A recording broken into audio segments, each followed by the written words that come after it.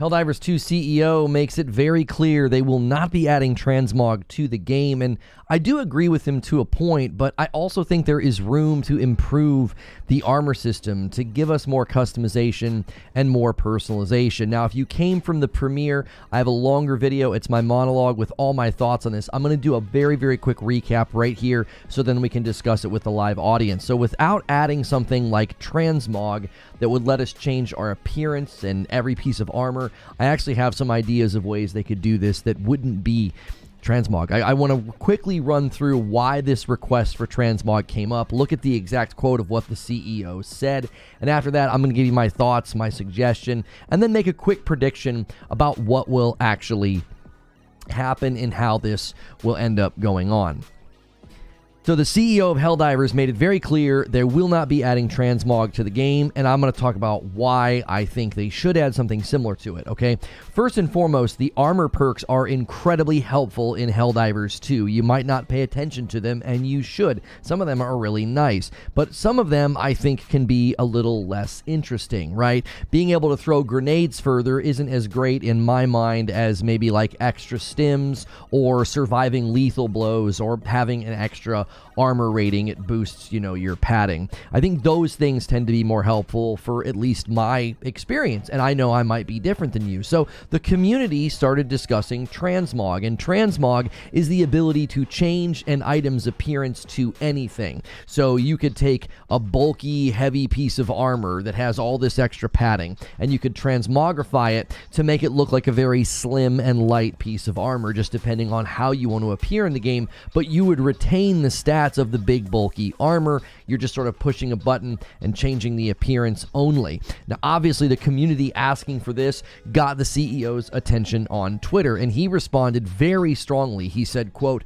"We are not doing Transmog. It doesn't make sense. Equipment looks different because it has different effects. Swapping one for the other is like having an apple that tastes like bacon or the other way around." Now, at one level, I agree with him, okay? But at another level, I don't think he's making much sense. Helmets have no perks. Capes have no perks. It's just a way of, you know, making your character look different. It's cosmetic generally only. Now, helmets have stats, but they don't have perks. They don't look differently according to whatever perk is on them. And some perks land on all armor types, and then they don't make the armor look any different. Like Fortified as a perk shows up on medium armor, and it looks all trim and nice, and then Fortified also shows up on heavy armor that's like big and bulky. I personally think he's being far too rigid on this. It led to a great discussion and some suggestions that we did in a members-only stream called The Writer's Room. If you pick the $6 tier, you can kind of be there when we plan the shows, and we had some really good ideas. And my favorite idea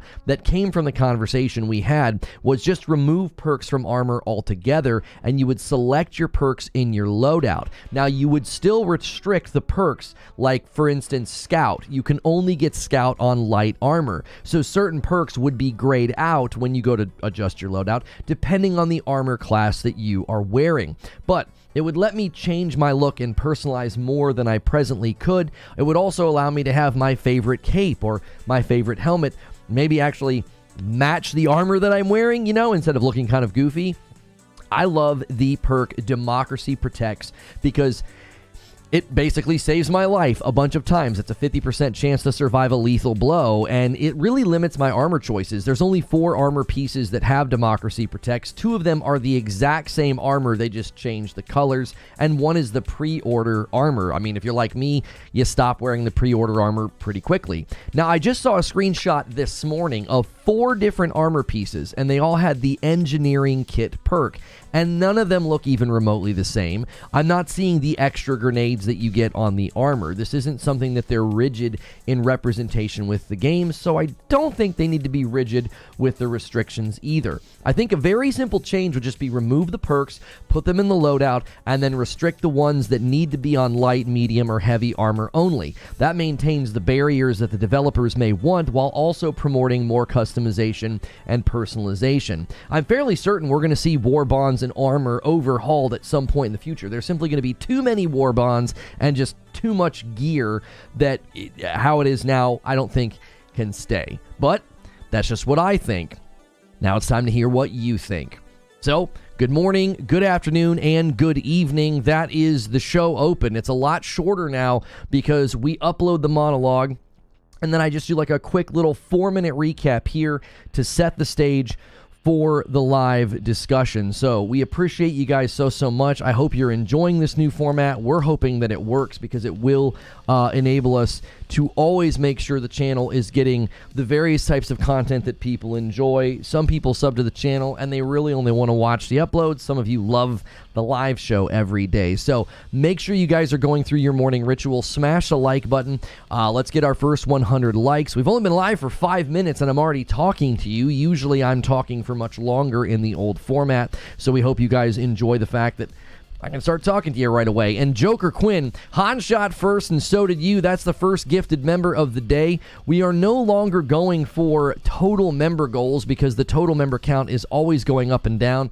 and it made it really hard to hit goals, and it seems to be unfair. So right now we're going for a 300 member goal. You already have 60 members from yesterday, and that's the first one today. It's going to be much easier to hit those goals, and we'll celebrate this Friday night. We'll do a 2-controller Ghost of Tsushima. If you're like, what's that? You're not going to want to miss it. Make sure you're at the $6 member tier so you can be here for that. Share Bruce Lee hits 21 months on a VIP.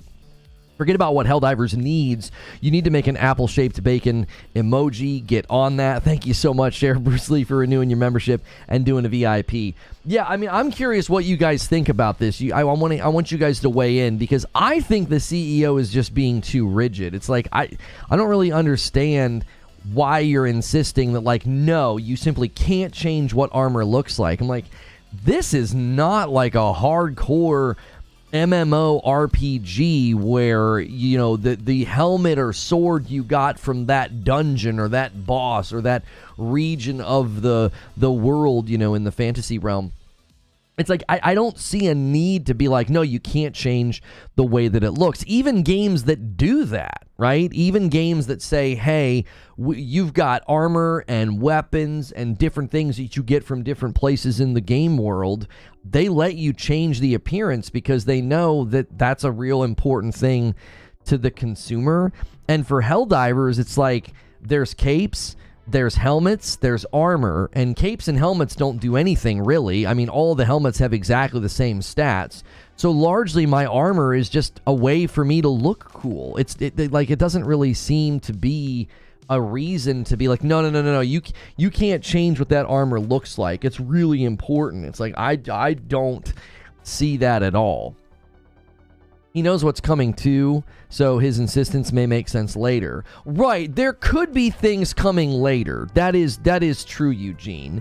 There could be things coming later because there were, you know, as I said in the upload version of the monologue, I said, look, man, these hidden perks might be pointing to something else that's coming. There could be something else happening. There could be, you know, something new that they're going to do with the armor to make it more like you have like a, oh, we've got a kit, or we've got a set, or we've got like a set bonus. That certainly is true. I still think it makes more sense to just take the perks, slap them on the loadout, and then they are restricted according to whatever you decide for your armor. Do you want to run light, medium, or heavy? That's just going to determine your stats, your base level armor stats. Then you go to your loadout and you determine which perks you want, because that's how you're playing the game. You're choosing your guns, you're choosing your stratagems, you're choosing your boosters.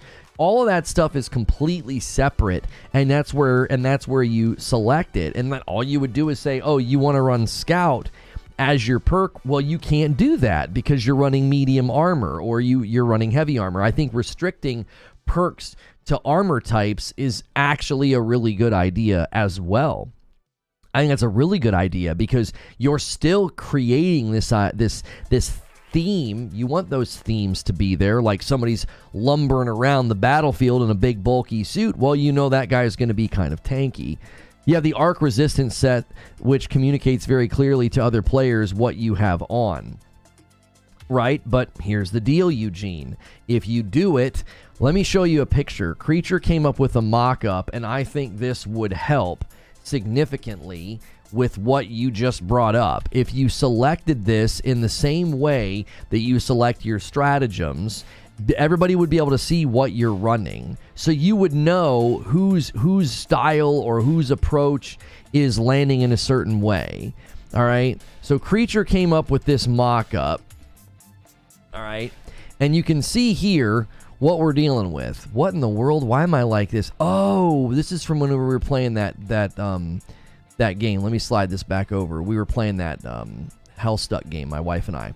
So here you can see up here, stratagems. Now he put 2 of these here. What this should be is one should be the octagon and the other should be a square, just to represent the perks, but that's why he has that there. So what you would do is you would have a designated spot to see, oh, they have picked this one here. It like limits how often the enemies spawn or whatever, right? So this one would be there, and then you'd come down here and you'd pick extra padding and it would go right there. So you would be able to literally see what everybody on your team is running. So that way you would know, oh, this guy's running arc resistance, this guy's running extra padding, this guy's running fortified, this guy's running democracy protects, this guy's running medkit, whatever. That creates what you're talking about. You don't have to memorize the armor. Like right now, what you're saying, Eugene, is great if you've memorized all of the armor perks. I don't know what all the armor perks are.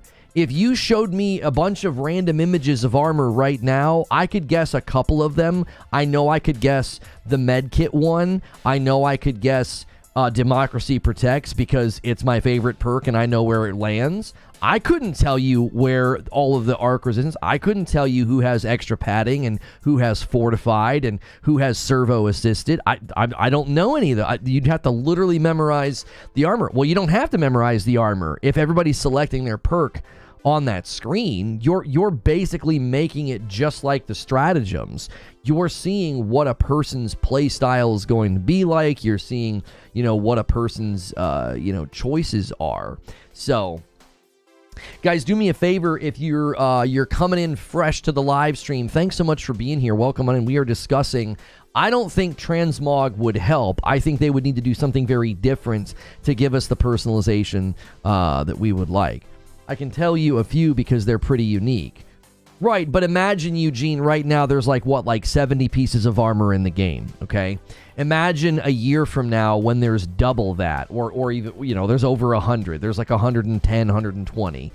There ain't no way I'm going to be able to remember all those dadgum perks, right? Like you're saying, the more basic ones you couldn't. You're like, I don't know, and new players and returning players are definitely not going to know. They're like, I don't know, I would. But if you have it on this screen and you're selecting your armor perks, same way as your boosters, everybody knows this guy's running EMS. What is that? The Quasar laser? No, that might be I forget which one that is. That beam weapon that's terrible.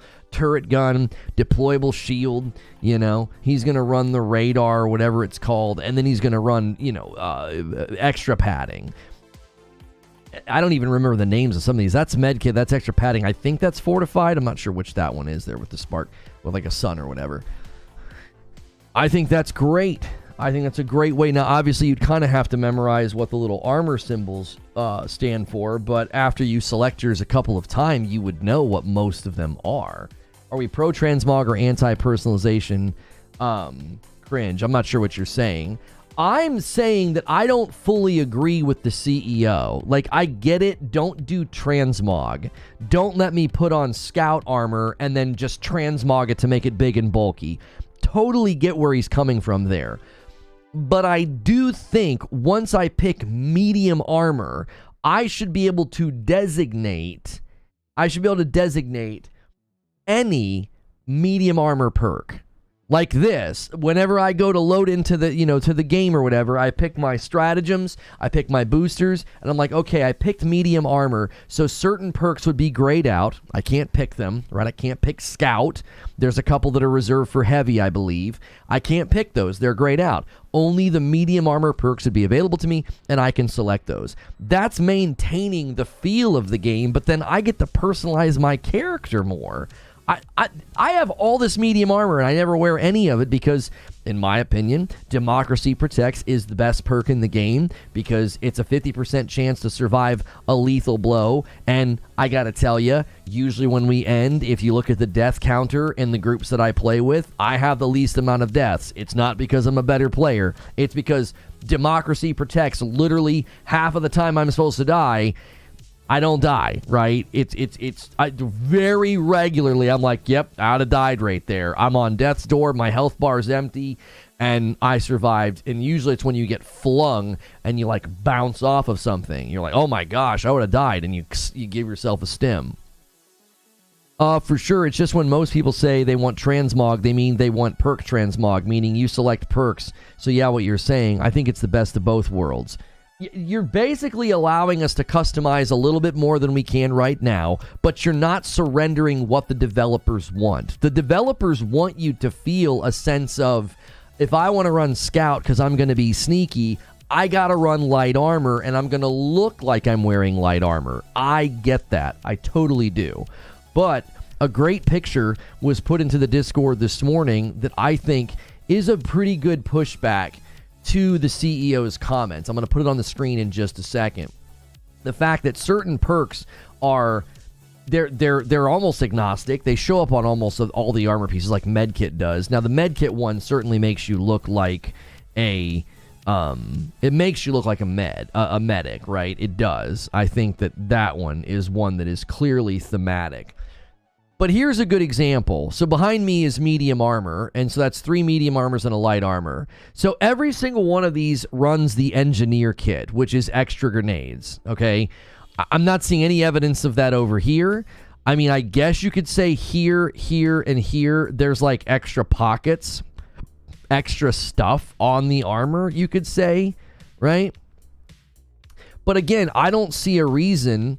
This is medium and light armor. And the armor down here behind me honestly looks like light armor. It doesn't even look like medium armor. I think for the medium armor, they don't cover your stomach is what it looks like to me. That might not be consistent across all light armor, but the rest of this armor kind of comes down a little bit further. Yo, Stone Spire gifts a member. Thank you so much, taking us to 2 members on the day. Welcome on in, guys. We've been only streaming for about 20 minutes. Usually, I would be deep in the throes of a monologue right now, but we've changed format a little bit. The monologue gets uploaded, and then it redirects you over here. These videos now open with like a quick 4-minute summary, and so you can get my thoughts very quickly in the live stream. Or you can get them from the premiere every morning. So thank you guys so much for being here. Make sure you're going through the rituals of smashing the like button, saying hello in the chat. Eugene says the question is, does the code allow that stat set to be applied to any medium armor set? With the way the perks are showing up right now, Eugene, I would think yes. I would think all they've got to do is put the perks in the loadout selector where you pick your stratagems and your boosters. Like, that's all you really need to do. So many armor sets have the exact same perks. They don't seem to be designated to a particular, shape or size in the armor. It's almost like they set the class and then they just apply the perk. I think part of the issue, we just don't have enough variation in armor perks. As you pointed out, some are reused far too often. Eugene says, I wonder if... Oh, I missed the first part. I wonder if some of that stuff is too closely tied code-wise. Like, one set of armor is medium, but has explosive resistance, and it's the 127 armor and slower than medium. So, you're saying so they actually affect your stats? Well, but you would need to be able to do that whenever you select the perk. You would select the perk and it would affect your stats. Let's look at some of the comments on the premiere. JC says, great video, great take, keep up the great work. This guy says, Brass Knucklehead on the upload says, I don't like transmog in the game, and I think it would be one step towards ruining the unique game. Transmog is for grindy games like Diablo and Destiny. Excuse me. Excuse me. It just reeks of bad live service, and I don't think it fits the more tactical feel of the game. the tactical feel of Helldivers. Okay, that's an interesting perspective. I don't want to see a guy in bulky demolition armor running around like he's got jets on his feet. It ruins immersion. I don't want to see a light armored fellow in front of me take 5 missiles to the face and live. This is one of those examples where a community could ruin the game by forcing the devs to make it more gray and bland. They need to stand their ground. However, I agree they need more diverse armor perks. I wholeheartedly agree they should focus on that. Did you like my perk selection suggestion? I'm gonna ask him that. I'm asking this guy, do you like my perk selection suggestion? Because it's like, I get where he's coming from, you know. I want transmog in every game so I can change my face, hat, and helmet like this. That's truly terrifying. Derek's got a picture in the Discord where he printed out my picture and he cut out the eyes and then he looked through it. They should just keep the stats and allow you to add perks only. I agree with that. I think that is. This guy says extra stims is easily better than democracy protects. I always have stims, but that survival of a lethal blow is huge. To me, I'm never out of stims. You know, I'm never out of stims. There's a medium armor with the scout perk. Just can't be heavy then. It just can't be heavy then. I thought that scout was only on light. That's at least what I read. I read in an article that the scout perk could only be on the light armor. It must just not be available on heavy.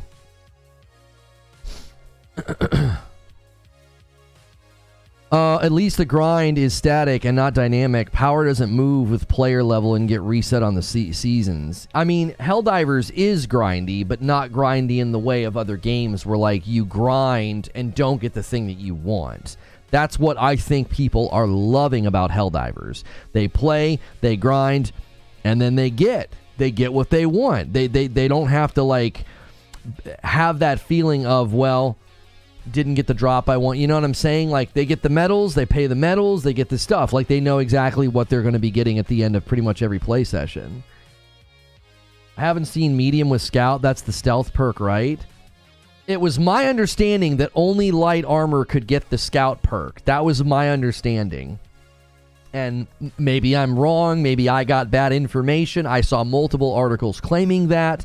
And so scout is a stealth perk. So maybe they're doing set bonuses. Maybe they're doing stealth perks. I don't know. Maybe they're doing something to, you know. Helldivers just pushed out an update. Factory Striders have made a resurgence on the automaton front. These imposing massive support dreadnoughts now threaten freedom and democracy throughout the galactic rim. So they put out a promotional video about these Factory Striders, the big AT-AT walkers in the game. If you're just tuning in, we're talking about how I sort of agree, but don't fully agree with the CEO about, like, they don't want to do transmog. I'm like, yeah, I don't think transmog is the answer, but I do think we've suggested the ability to be able to select your armor perks where you select your stratagems and where you select your boosters. So we've got our own little mock-up here. So down at the bottom, you can see what we're suggesting.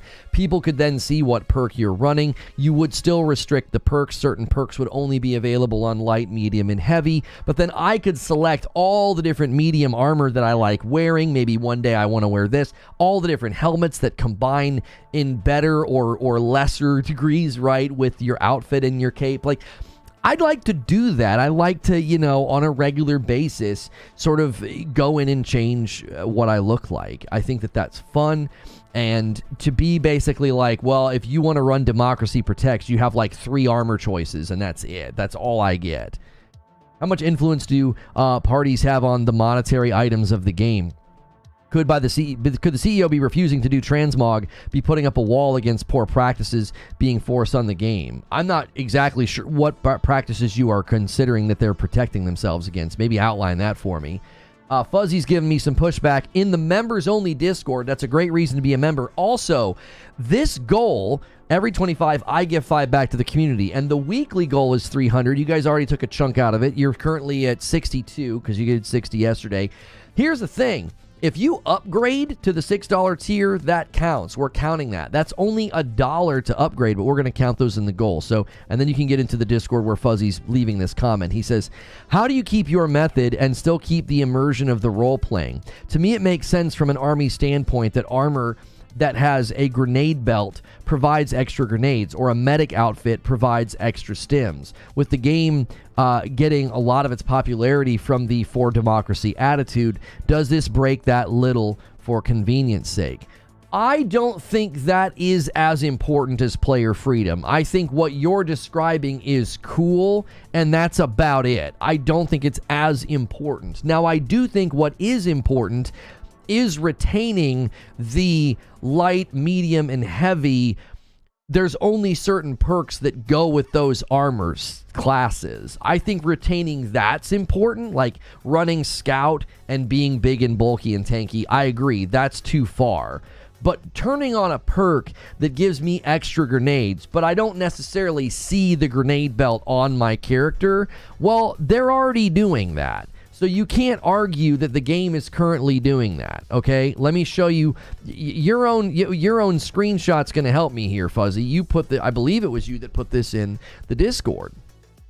I am not seeing extra grenades anywhere. Now, I'm seeing like little pockets and packets. We don't know what those are. I mean, this guy down here has nothing. I'm in the way. Let me get out of the way. I'll slide over to the other side. He didn't have anything. I don't see any extra grenades on his belt or on his person. And he gets 2 more grenades. All these guys get 2 more grenades. I don't see any clear evidence of that. Even the guy above me, those are not the grenades that we throw. Those are grenades for like a grenade launcher. So that's not even contextually accurate. Like if you're going to say, oh yeah, this guy, he gets more grenades because of his armor, for what? The grenade launcher that he's not carrying? Like those are impact rounds for the grenade, like the noob tubes, right? From Call of Duty. Thum, thum, those. I don't know what this guy's carrying, calculators? I mean, we don't know what any of this stuff is. I don't agree. They're not currently doing that. If the armor clearly showed there's the stims, there's the grenades, there's this, there's that, I would probably agree with you. I think the medic is the only armor set that is so clearly and thematically making you look like a medic. That's like the only one. Have you considered they might not have the dev capacity to do transmog right now? I don't really care about that. I request what I request. I give the feedback that I give, and if they can or can't do it, I don't adjust my feedback on that. I just tell you what I think they should do. Yo, AOZ, thank you for the 21-month re-up and a VIP. I think people have forgotten, but there are a ton of hidden stats like armor penetration. I, for a fact, know that I can throw further with one light armor than another. Transmog would obscure analysis. Well, and that's when they need to tell us more then. I don't know if you should be doing that. Like, well, we've got perks you can see, perks you can't see, stats you can see, stats you can't see. What the heck? This game doesn't have an adequate arena for you to figure all of that out. Like, dude, I put on the armor because it looks cool, and I look at the perk and I say that perk's gonna help me out. I can't make decisions off of the unknown and the unseen. I think that's silly. I think that they should 100% be telling us if there are other perks in the game or if there are other things going on. That shouldn't be hidden from the player. You don't have an accurate way to go and test. Like, well, yeah, I'm definitely faster in this armor set. How are you going to do that? Record footage, get out a stopwatch, and then be like, yep, these 2 light armors are identical, but this third one you're a little bit faster? Or constantly going and checking the stats. Whenever there was the one where the guy was putting on the helmet and then he was going and looking at his stats. It's like, that's not even a great way of doing it. He puts the helmet on, then he goes back and he looks. He's like, oh, the stats have moved. Like, that doesn't even make any sense. That should be something that should be communicated to the player if you're going to be having that level of stats and perks. How many games do you play where you're like, well, I don't know what this gun does, but I was told it's got a hidden perk? I mean, you communicate that to the player. Also, if they're going to be rigid on it and you're going to say, well, the armor looks a certain way because of because of the perks that you get, well, then there needs to be some consistency. Even in my own upload, I show a medium armor set with fortified and a heavy armor set with fortified. I can't tell why they're quote-unquote fortified. They look completely different. Agreed, Lono. How can you strategically go into a mission with perks you're unaware exist in certain armor over another? That's exactly my point. Having hidden perks. I know people think it's fun when they first start getting discovered, and then like the rumors start spreading, and people are like, "Oh, did you know that they're there's hidden perks on." That's always fun for a little bit, but eventually it's like, yo, just tell the players what in the world's going on. That's how I would do it. Just tell the players what's going on with the weapons, what's going on with because they said that there's like, I remember when they were defending against the idea that there were best weapons or something, and they're like, there are tons of hidden perks in the game. And I'm like, that's not making me feel good. Like, okay, how am I supposed to make my choices then? All right, I need to do something very, very quickly. I was supposed to do this yesterday. We promoted a shirt yesterday, and you guys, some of you went and used my code. They were having a big sale at Into the AM, and they have sent me these things they call all-day pants. And if you know me, I'm a fan of comfort. I am usually sitting here in sweatpants or shorts. My kids were making fun of my shorts. They were calling them pajama shorts. Why? Because they're comfy. I really prize comfort. These pants are unbelievably comfortable. They look like dress pants. Look at the flexibility of these pants. You see that? You guys are getting a dinner and a show. Look at the flexibility. They're like stretchy, but they look like dress pants. Like you could totally wear this to the office and people would think you're wearing dress slacks, and they're flexible and comfortable and soft, and you should check them out right now. Use code LONO, intotheam.com/Lono, or use code LONO for 10% off. And you can use that if they're ever having sales, if there's ever items that have been marked down or clearance or anything like that, you can stack my code on top. Now, you can't do multiple codes, but you can stack my code on top of whatever you're doing. So thank you so much, Into the AM, for working with us. I was supposed to do this yesterday. We did promote Into the AM yesterday, but I didn't have the pants. I was going to try to get them hemmed, so I didn't have them available to be worn. They were hanging on my dresser. Too much skin. Sorry for those of you that don't want to see all that extra skin. Patrick with a gifted member. Thank you so much. Takes it to 3 members on the day. Thank you so much, Patrick. And if you guys haven't done so already, press that like button. I showed some skin, so give me some likes. Help us out.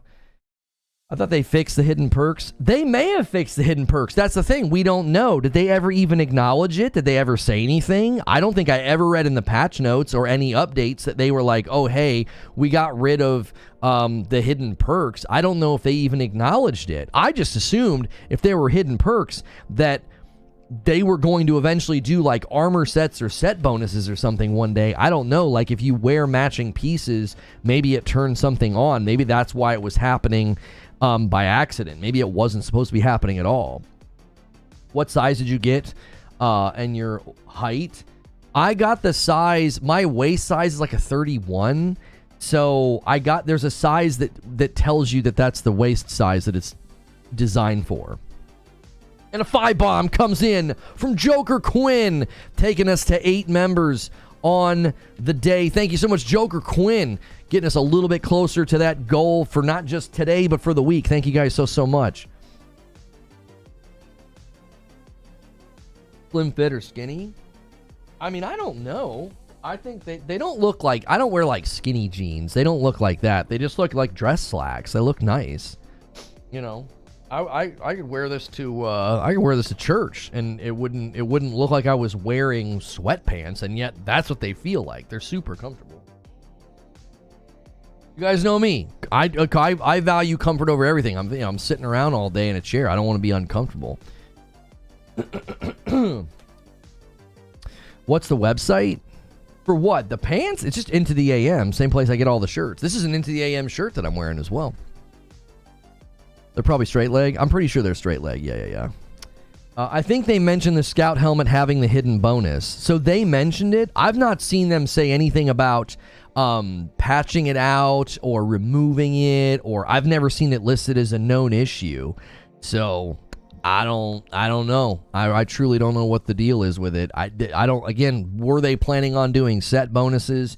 So they were like latent perks on items that weren't intended to have perks. I don't know. There aren't perks on the capes or the helmets, and maybe that was something they originally intended to do, and maybe it's not even supposed to be there. They removed it on all and they missed one. It could be something as simple as that. Wired Rope with the 5-bomb comes in. We got a 5-bomb gifted train going on right now, 2 in a row just like that, taking us to 13 members. Thank you so much, Wired Rope. Yeah, Silk Song was rated in Australia, and there's a Nintendo Indie show tomorrow, so everybody's like, oh, is Silk Song going to be there? I think Silk Song will be at the Xbox showcase. I think they're in a marketing deal with Xbox. So I'm a jeans kind of guy. I make sure my jeans can be worn with a t-shirt or button down, but those pants sound comfy. They're super comfy. I really, really like them. They also are nice. You probably would want to wear them in the winter to see, but in the hot temperatures, they don't at all feel like they're not trapping heat. Like they feel like cool, like almost like, you know, when you wear like a silk shirt. I don't know if people wear silk shirts anymore. You might look like something out of the 90s, but it's like wearing silk. It's like got that soft. Or if you grew up like me and you wore rayon instead of silk because that's what your family could afford, well, then it feels like that. How do you feel about headshot damage? Do we think it kind of invalidates heavy armor? Should heavy helmets also reduce headshot damage? That's a really good question. What you're getting at is, should they basically take the helmets and do more with them? Because presently, helmets are nothing. They're just cosmetic. They do have stats, but all of the stats are basically identical, and they don't have perks. And same with the capes. No stats on capes, no perks. Certainly, I think you could have some pretty fun perks for capes, right? Like, you could decrease aggro enemy distance with a cape because it's like almost like we're going to pretend that it's like camouflaging you, right? You know, like a John Cena perk or something. But you could certainly do that with helmets. You could say, no, this is a heavy helmet. This is going to minimize headshot damage. This is a light helmet. This is going to increase radar ping distance or something. I don't know. Or maybe it makes you more accurate. Medium helmets, I don't know what you do with them. Come up with some, I don't know, just generic things. I do believe helmets will eventually get perks. It's possible that they have entire phases of armor updates that they're considering doing, which is why I wanted to get this content out there. I wanted to basically say, listen, here's my feedback. Here's the idea we came up with, and I really do. I'm going to keep going back to this image. Creature mocked it up for me. This is what we described yesterday. We described this yesterday. Like when you go to select your stratagems and your boosters, you would select your armor perks, and then the armor perks would be grayed out if they were not compatible with the class that you have chosen. If you chose a light armor, you know, you can't choose certain perks for heavy. And if you chose heavy armor, same deal. There would be perks you can't select. They'd be grayed out because of your armor choices. So this would also communicate to the other players that you're playing with the type of build that you're going for. Like if you're running a very tanky support build, that would be obvious. You would see it in the stratagems. You would see it in your armor perk selection. And this is, I think, a better way of doing it. We're still saying that you can't get certain perks on heavy and light. You're keeping that intact. But if I've decided that I like the stats from heavy armor or medium armor, I just select that. And I changed, you know, I select the armor just according to what I want to look like for the day. And then I just select the perks accordingly. You know, if they want the armor to always be representative of the perk that you have chosen, that's fine. Then do that. Because plenty of the armor does not communicate what perk you're operating. Because I gave the example in my video, Fortified. There's a medium piece of armor with Fortified and a heavy piece of armor with Fortified. They look nothing alike. There's no indication on the armor that it is quote-unquote fortified. It's just a perk that helps you. Democracy Protects. I guess you could say that thematically, Democracy Protects is showing up on the more flamboyant armor. And, you know, it's the pre-order armor and the other armor with, like, the really, really cool, almost like colonial soldier shoulder. you know, okay, you could say that's kind of leaning into the meme of, well, democracy will protect you. You're wearing the more flamboyant, more, you know, democratic armor, and it's keeping you alive, right? You know, democracy is out there saving you. I want to mix and match and can't because coloring is so bad. I would say that mix and matching and being able to set a color swatch or a shader per item or for your whole set would also be really nice, because there are some really cool looking helmets, but then you put them on and the colors are all wrong. You're like, I look kind of stupid. You know, I never in a video game, I don't like looking like I crawled out of a garbage heap. You know, you like come crawling out and you're like, yeah, my helmet's brown, my outfit's purple, my cape is gray. Like, I'm being extreme, but you know what I'm saying? You can always tell when something doesn't look right. You're like, that doesn't look like it matches at all. Go play a Helldive and see if knowing others' armor perks means anything. I mean, it's just nice to know what people are running. I don't think it necessarily changes what you're going to do. So yeah, we're probably going to cover that one tomorrow. Okay, AOZ's got a quote here. While the game only shows 4 stats for each weapon, there's actually around 50 stats in total. These hidden stats provide a more detailed understanding of each weapon, including recoil, reload time, fire modes, and more. Yeah, why can't we see that? I remember I mentioned that a little bit ago, AOZ. I'm pretty sure you're correct that also means that armor is also in a similar scenario where they just got perks that they're not showing us. And it's like, well, why not? Stats they're not showing us. Well, why not? Why are you not showing us those things? Add vision modifiers to the helmets like night vision or thermal. Color scheme would be amazing to be able to change. It would be really nice. Treble Champ says, load of BS live service nonsense. This game is thriving off of simplicity. I don't understand your sentence. Are you saying the game has live service nonsense, or are you saying that we're promoting live service nonsense? I'm not tracking with... Oh, he says, no, keep it simple, no need for all this nonsense. How is giving the player the ability to dress themselves the way they would like to dress in the game, like they want to look a certain way, and you're allowing them to select their perks? How is that nonsense? That doesn't make any sense to me. The game is a simple jump-in co-op experience. Stop trying to turn it into some min-max sweatfest. No, nobody has suggested turning it into a min-max sweatfest. We've suggested that if there are hidden stats, let us see them, so we can make that decision if we want, and then you can ignore it, just like I've done that in many games. I've played very many games that tell me in great detail all of the stats and perks on items, and I absolutely do not go in and check any of that stuff. I just ignore it. I just pick what I think is stronger or better or more fun. This would just ruin the game of adding transmog and changing color. Why does it matter? This game is a masterpiece. This game doesn't need to change anything. I don't agree with you. You're welcome to think that. I think arguing that the game is perfect and doesn't need to change is... there's not a nice word for it. I think that that's ignorant to imagine that this game has arrived at a perfect state. I mean, there's going to be hundreds of armor pieces this time next year. There's going to be, 14 war bonds this time next year. There's going to be a sea of stuff for you to swim through to select, and I think adding the ability to select your perks when you go to Helldive, so then your armor selection is purely a, what are the stats? Okay, I like medium armor. I think the stats are pretty good. I stay alive at a fairly decent, relatively, intervals in the game, and I'm going to pick which one I think looks the coolest. There's going to be like 50 medium armors to choose from by that time. And I think what I'm arguing for at some level is more simplified. It's simplifying the decision. You don't need to scroll through 45 pieces of medium armor because you're like, well, where's fortified? You're going to be like, no, I'm going to pick the medium armor that I think looks cool. And then when I go to Helldive, I'm going to select fortified on this screen here. I'm actually simplifying it. I'm not making it more complicated.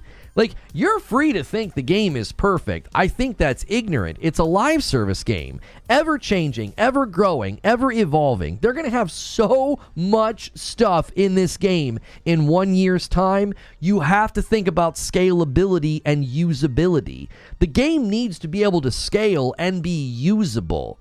You can't go to select your armor or go to look at the war bond. We're going to scroll through 14 pages of war bonds to get down to the newest war bond. They're going to have to change all of that. They're going to have to change how older war bonds, I think they need to get cheaper. Like when you go to buy them with medals and you've earned a bunch of medals and a war bond is like 4, 5, or 6 months old, I think all the prices should drop dramatically so that you can fly through an older war bond. It's great there's no FOMO, but you're going to be swimming in way too much content and stuff. You're going to be like, oh my gosh, there's like 8 war bonds that I've never touched. And I've got 45 pieces of medium armor to choose from.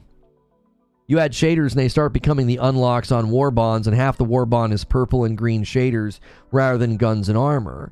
I mean, I don't necessarily think that's true either. I mean, they're going to add boosters. They're going to add all kinds of things. If they added shaders, they would probably only replace things like, I don't know, have you ever looked at the war bond and seen how many of the things are emotes, how many of the things are the player card behind you? Those are all things that I think you could rotate out every once in a while. I'm like, okay, we have less player cards this time. We added a couple of shaders. And again, I'm not really in favor of the shaders. I would think that maybe you could add color swatches to say, okay, there's 10 base color swatches, and when you select different pieces of armor, you can set them to that color swatch so they all match. There's some really cool helmets, and then when you put them on with your favorite piece of armor, they look kind of derpy. It's like, well, it doesn't match. I look kind of stupid.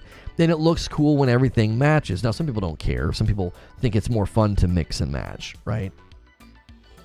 But in general, I think that level of player customization is good. I think being able to make your player look cool, or being able to make your player look the way that you like, you know, I think that would be nice. I don't think it hurts the game.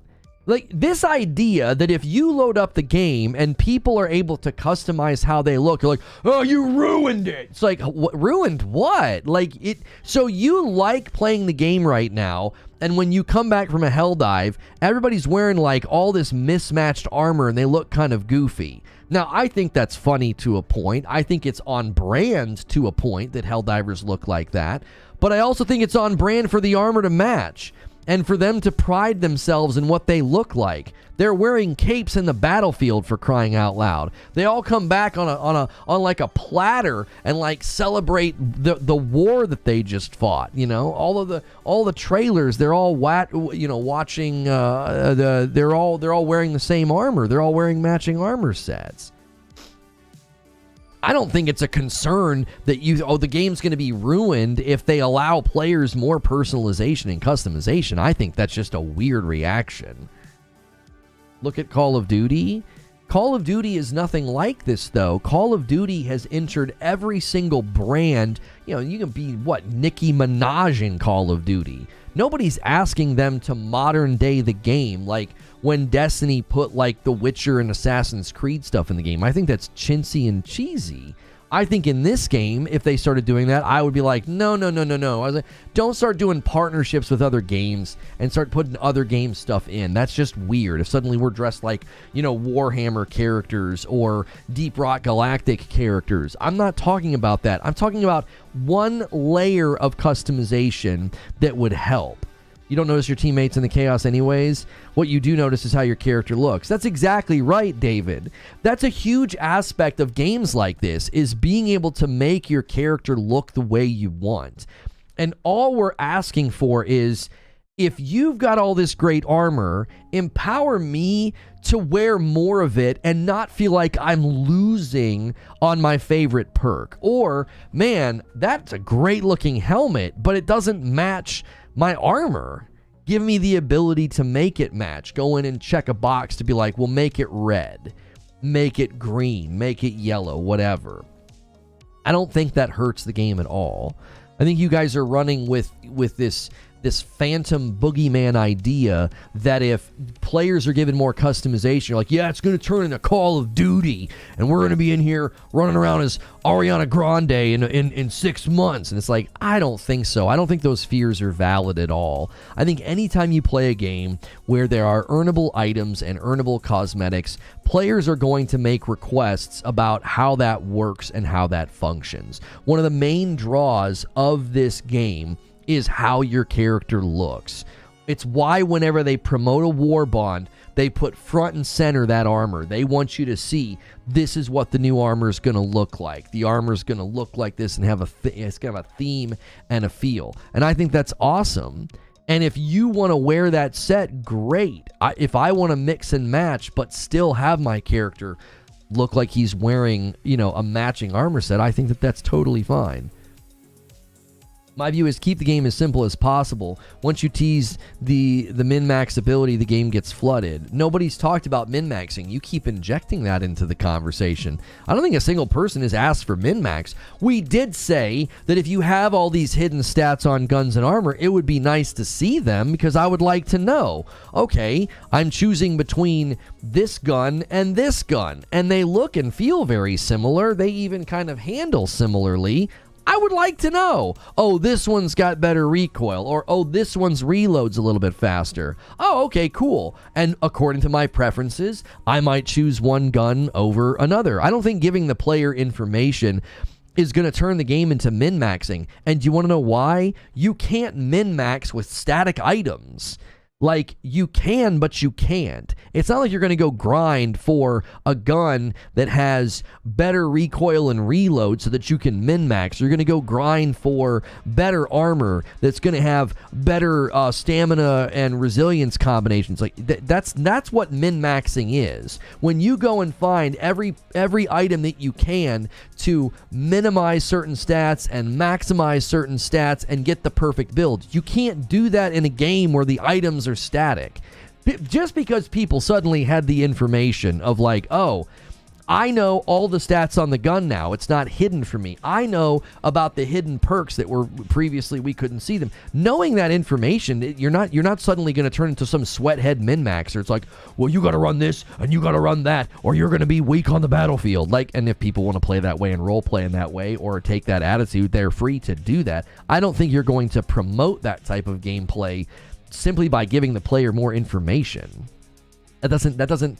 I don't connect those dots. I'm not thinking that would be the outcome, that you would turn around and it would be like this crazy, horrible min-max. And again, I don't even think you could min-max in this game, even if you knew all the stats. You could obviously crunch the numbers, and somebody on Reddit would do it and say, this is the strongest build to survive explosions and lethal. Like, your armor rating is maximized when you do that. And you could do that right now, honestly. Yo, what's good, Omar David? How are you? Redacted Dummy says, you must be new to video games. There will always be min-maxers. Gamers inherently always try to make things fast and easy. It's one of the first things you learn as a game dev. Right, I mean, the simplicity of this game has allowed people to do all kinds of farming techniques that has enabled them to get, super credits at a crazy rate and, medals at a crazy rate.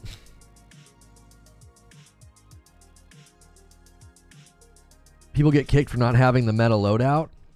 Yeah, that's life. That's what people are going to do. If people want to boot up this game and they want to run meta and they want to run with other people that run meta, I also think that should be a matchmaking checkbox. If you're like, I just run with what I like, and then some of the other, the other checkbox is I run with the absolute best gear and I expect my fellow Helldivers to do the same.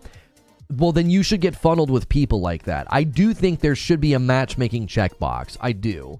Because if you're wanting to play more casually and you don't want to get matched with those people, you should have that prerogative. And they, on the other side of the coin, should have the exact same prerogative. They want to run with grinders. They want to run with the meta, best build, sweat heads. They should be able to check a box and get funneled with those people so that then they're not feeling like they have to, police everyone's loadout. Like, we're going to go fight the automatons and this guy's running a bunch of dumb support weapons. Well, obviously I wouldn't want to play with that guy either. Some dumb wanders into matchmaking who's like, well, I'll try this out on level 7. That'll be fun. And it's like, you don't know what you're doing, and you're going to drag the team down, right? Yeah, they want to run mines and keep blowing the team up. Just see, like, exactly. Whenever someone asks no mines, that's exactly right. I'm not going to defend toxic kicking, right? I'm not going to defend toxic kicking, but I'm also not going to say that people don't have the rights to sort of, dictate how their play session goes. And like Eugene is saying, if you don't want to get kicked, then create your own lobby. That's exactly right. If you don't want to get kicked and you don't want to worry about meta people kicking you, then create your own lobby. If someone comes in as being toxic about meta builds, just be like, hey, man, we're not really interested in doing that here. Andre DeBeer, I will likely be covering that tomorrow. It's picking up steam. I'm glad we didn't cover it today because they just released another article about the PS5 Pro. So I will likely be covering that tomorrow now that we have even more intel. Guys, do me a favor. We've been live for a little under an hour, and thank you for the strong turnout. This was just an opinion piece on Helldivers. There was no major news about this other than a CEO's tweet. So seeing this many people here for just me giving you my opinion, that's really exciting and fun. So thank you for being here. Smash that like button as well. I know it takes a second to do, but it does help. That thumbs up button helps more people find the video. If you like this kind of content, you may have noticed I am safe for work, which means you can throw me on in the background of your day, and you can enjoy the content like a podcast or a radio show. Covering a variety of gaming topics. So remember to hit subscribe and the bell button as well. And don't forget, everyone at a gifted membership, you can upgrade for $1, and it counts toward the goal. We are counting those upgrades now, and we're cruising along this week with the goals. So thank you, everybody who has helped with that. Oops, I forgot to drag the coffee in frame. There you go. Another way to support. If you want to play with meta people, then just invite meta people to your lobby. Yeah. It cuts both ways, though, Paris. Like, if you're going to matchmake and they make a lobby and, Intel, but PS5 Pro uses AMD, oh my gosh. You know what I said Intel like info. Streamer isn't well informed. Oh my gosh. I pray that gets clip sniped. I really do. Look at this idiot. He thinks they have Intel in the PS5 Pro. Please make another video. Make a 20-minute video ranting and raving about that. That will do my heart good. It'll give me joy to see more rampant stupidity and clips ripped out of context. Please. We all enjoy laughing at that every time it happens. And for that reason, I'm out. Yeah, that'd be a good reason to be out. So if you're just tuning in, we have been discussing levels of customization, and we're kind of now on the subject of people that might, kick you because you're not running a meta build. And I do think it cuts both ways, because I do think somebody that doesn't want to run with a dum-dum, and I'm not being mean, but you know these people. They're just a dum-dum. They're running the worst gun, they're running the worst stratagems, and they're just running around, and, their deck of cards isn't full, okay? They're not playing with the full deck of cards. And you don't have to play with that person, okay? That guy's just there to have fun. And God love him, you gotta have people like that in the game. But it's not your responsibility to drag a deadweight player that has no idea what they're doing and they wandered into hard content, okay? You are completely well within your right that if you set up a lobby and people start matchmaking in and you say, hey, you get on comms, I'm really wanting people to run meta build or strong builds. This is tough. This content can go a lot faster. I've got it. This is how I like to play. And if someone's like, well, I don't want to do that. I want to run this or I want to run that. That person, I believe it's their prerogative to say, well, I'm going to ask you to leave then. And if they don't leave, then just kick them. As long as they're doing it in the ship and they're being cordial about it, I have no problem with that. Now, people want to toxically kick you right before extraction. there should be repercussions for that. They should be able to see, hey, you're consistently kicking people, and the data seems to indicate that it consistently happens near the end of a mission. We know what in the heck you're doing, and quit being a toxic dummy, and, you know, restrict that guy. Don't let him play for a week or something if you get caught toxically kicking people at the end of a mission so that they don't get to extract. I think people like that should be dealt with.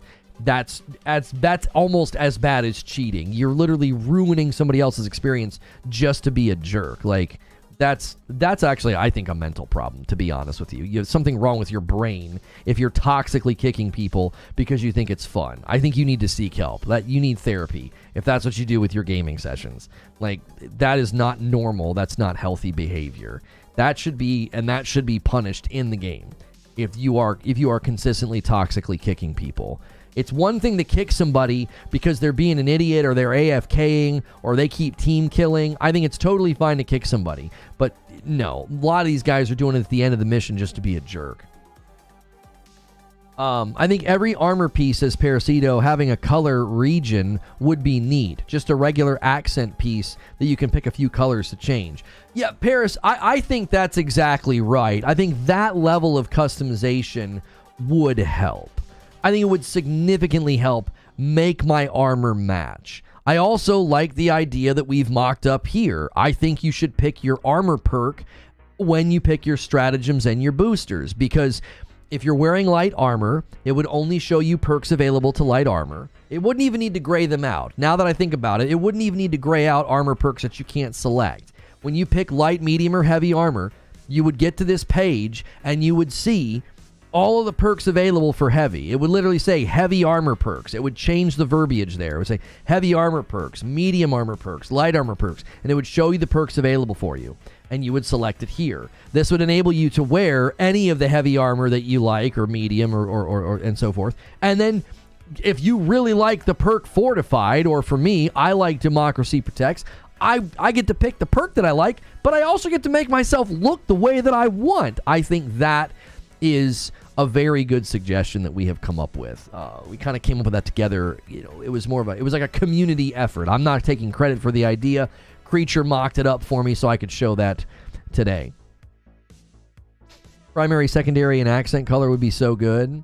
Yeah, that level of shader and changing color, I like that, but that might be a little too much. People might be like, no, you're kind of turning it into, you know, the armor needs to retain some of its identity. Like if it comes, like for example, the armor that we just got with the most recent Democracy Demolition, or whatever it's called, Democratic Demolition, I forget the name of it. It's explosive in theme, and everything's like got yellow on it. I don't know if you want to completely change the armor's identity. Like if it comes out and it's supposed to look that way as part of the theme that you're resisting explosions and stuff. I don't know if you want to completely let people just change that. Grouping all the toxic kickers together would solve the problem. Yeah, for real. Like if you're just known for constantly toxically kicking, you just put them in a matchmaking funnel where they only get to play with each other, you know?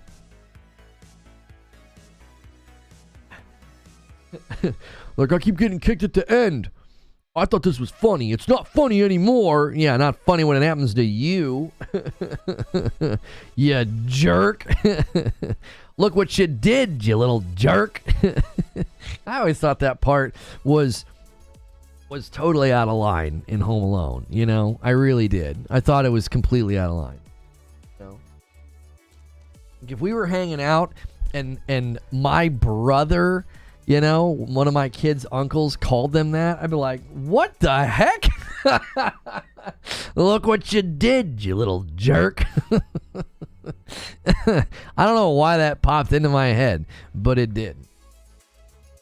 Toxic Battlefield. That's right. Let's see if we got more comments on the upload. By the way, guys, bit of a change in format. We do an upload of the monologue now, and it's a little bit shorter, so it's a little bit easier to consume, about 15 minutes.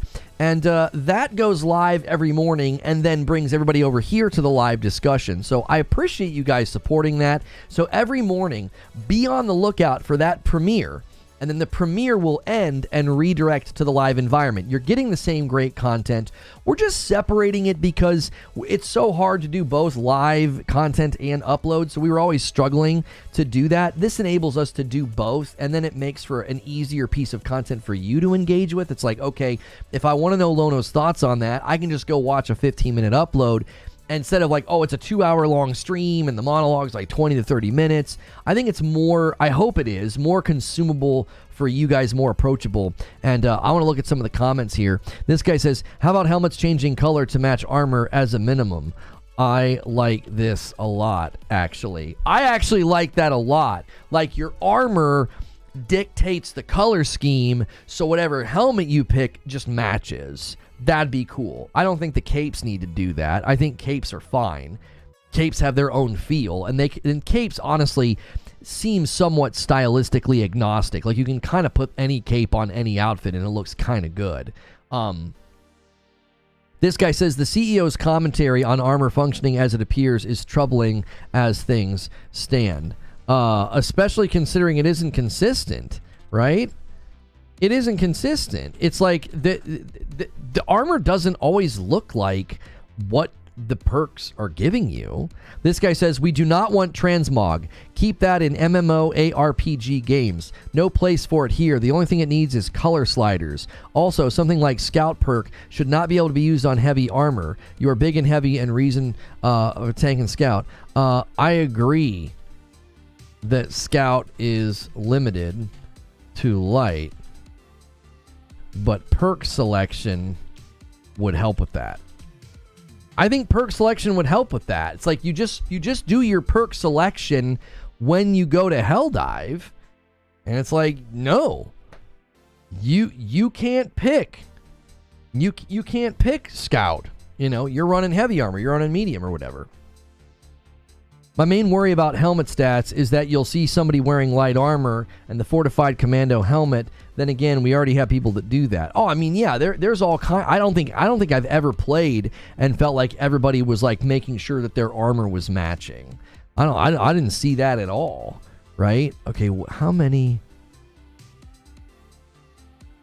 This makes absolutely no sense. We had on an unlisted video, this can't be accurate.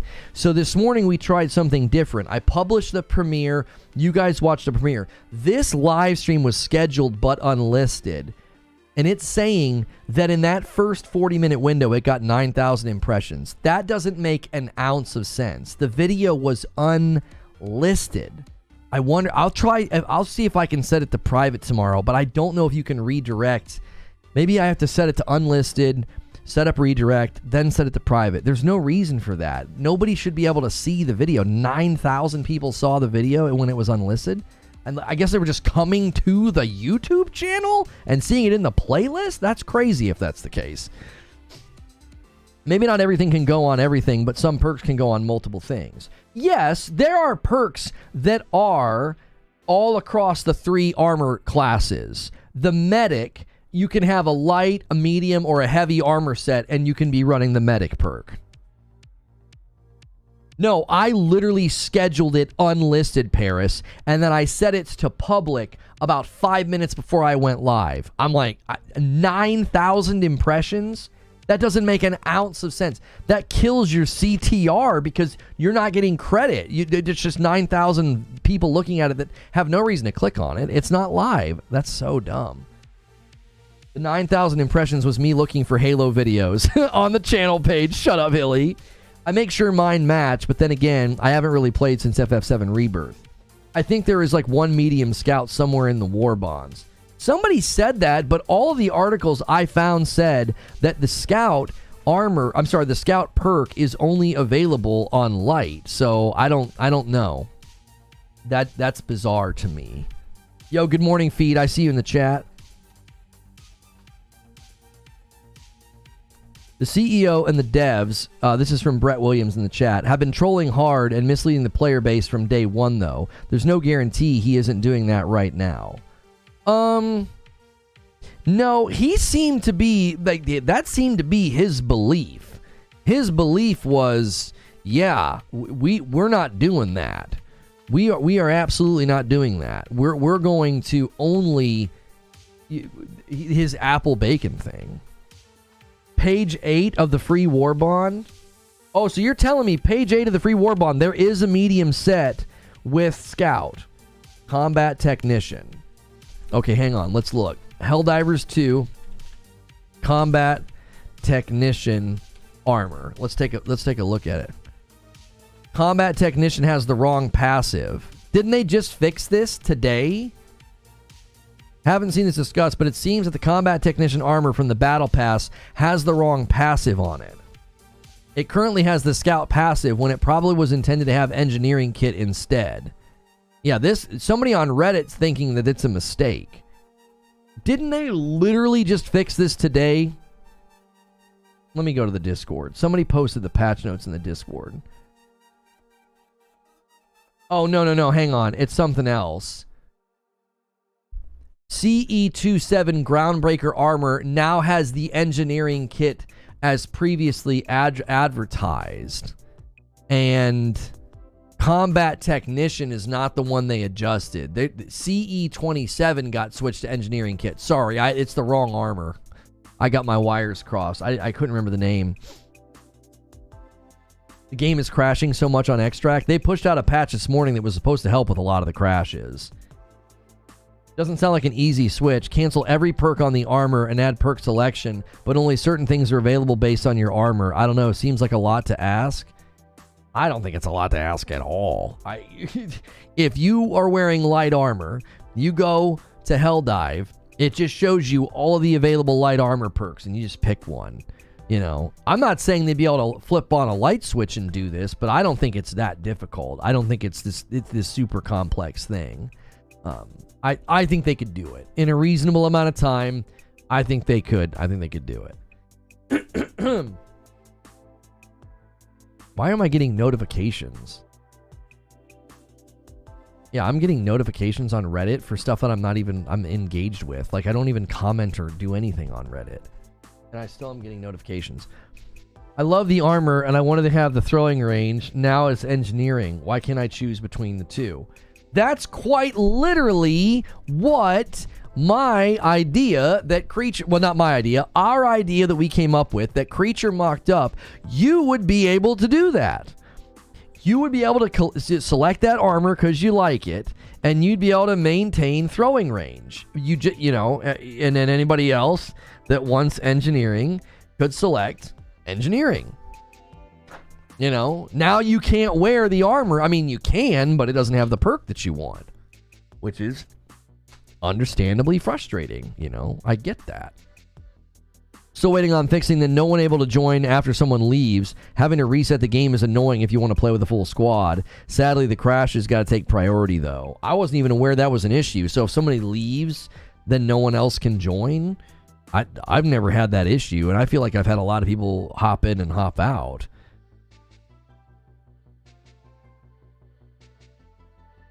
Combat Medic has +1 nade and stim passive. He says, my idea. I caught myself. That happened all the time with Destiny. Like, somebody would have a really good idea in chat. I would parrot the idea in a video and be like, and everybody would be like, Lono wasn't the one that thought of it. So I started saying we. Back in my Destiny coverage, that's why I always said we. And people are like, why are you always saying we? And I'm like, because we're the ones that discuss it. Like, I don't come up with all this on my own. That'd be unbelievable. Nobody has that ability to do that. It happens to me almost every game I host. If someone leaves afterward, no other randoms join up. Huh. I've had that issue. Okay, so somebody else is having that same issue. Yeah, I've not heard of that. I mean, I believe you. I'm just saying, thankfully, it hasn't happened to me. That's never a consolation. I didn't mean to do the not me thing. That's always frustrating in gaming when you're like, oh my gosh, right? I keep having these problems and these crashes, and someone's like, I'm not having any problems. Like, I hate when people do that. I did not mean to be that guy. Oh, nothing happened to me. That's the worst. That is the absolute worst.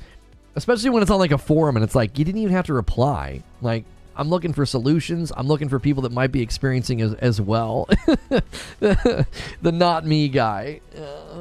Not me. Somebody needs to do that, you know. Somebody needs to do that with that Paul Rudd clip where he says not me. It should be like, you know, every time you talk about having a problem in a video game, there's always that one guy that replies, not me.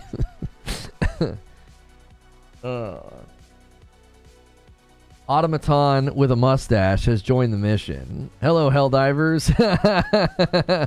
That's a good username. That's good. I'm not having that problem. Must be a skill issue. That's right. That's right. Yeah, it must be. It's probably your. That was always my favorite. Anytime I played anything on PC, if I had a single ounce of trouble, they'd be like, "Yeah, it must be your rig. Just replace the whole computer." Yeah, there it is, Abe. There it is. My game's running fine. Maybe it's your computer. Every time. It could be a known issue. The devs could send a tweet and like, hey, we are aware of the stuttering issue. And it doesn't matter. There's always that guy that's like, that doesn't happen to me. I think your rig's bad. It must be your GPU. You got to replace it. Just replace everything in your computer. Just throw it in the garbage. Just take it outside and Ron Swanson it right into the dumpster. You know, it's time for a new computer. The opposite of me too. Busting in like the Kool-Aid man. Not me. That's right. It's the 20Ti. It's a 2080 Ti. It's showing its age. That's right. How many times has Lono said automatons wrong today?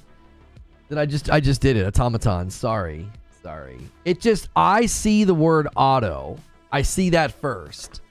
I see two words. I see auto and I see matin. You know, automaton. And I just go automaton. I default to that. The automatons. It just sounds so funny to me. It still sounds funny after all this time. I just see the word auto and my brain goes auto. That's just how I say it. I have to check myself. You know what's funny, Trill? Some of my monologues, I would literally write it in there phonetically so that I didn't do that. Don't get Lono started on weight wasting. Yeah, man. Weight wasting. I would literally put the phonetics in the monologue. I'd put it in there. I'd put ton so that I would see it and remember, say automaton, say automaton. Don't say automaton. Don't say automaton. It's really hard when I do a show with 30 and So Gaming, Mike, he says automaton. That's just how he won't change. Lono sees automation without the I. Yeah, it literally looks like automating. It's like automating. It's like you're saying automation with an accent. Like, oh, you're automating. That's why consoles are awesome. Guaranteed game performance for how the dev intended. That's why I like a console. So when someone's like, it must be your rig, I can be like, I'm playing on the PS5. You dum-dum. You dum-dum. I just say bots. Yeah, the bots. Yeah, the bots and the bugs. Yeah, because most people aren't saying terminids. Most people say bugs. That actually is true. A lot of people just default to the more simplistic pronunciations or names. I'm sorry. Let's see here.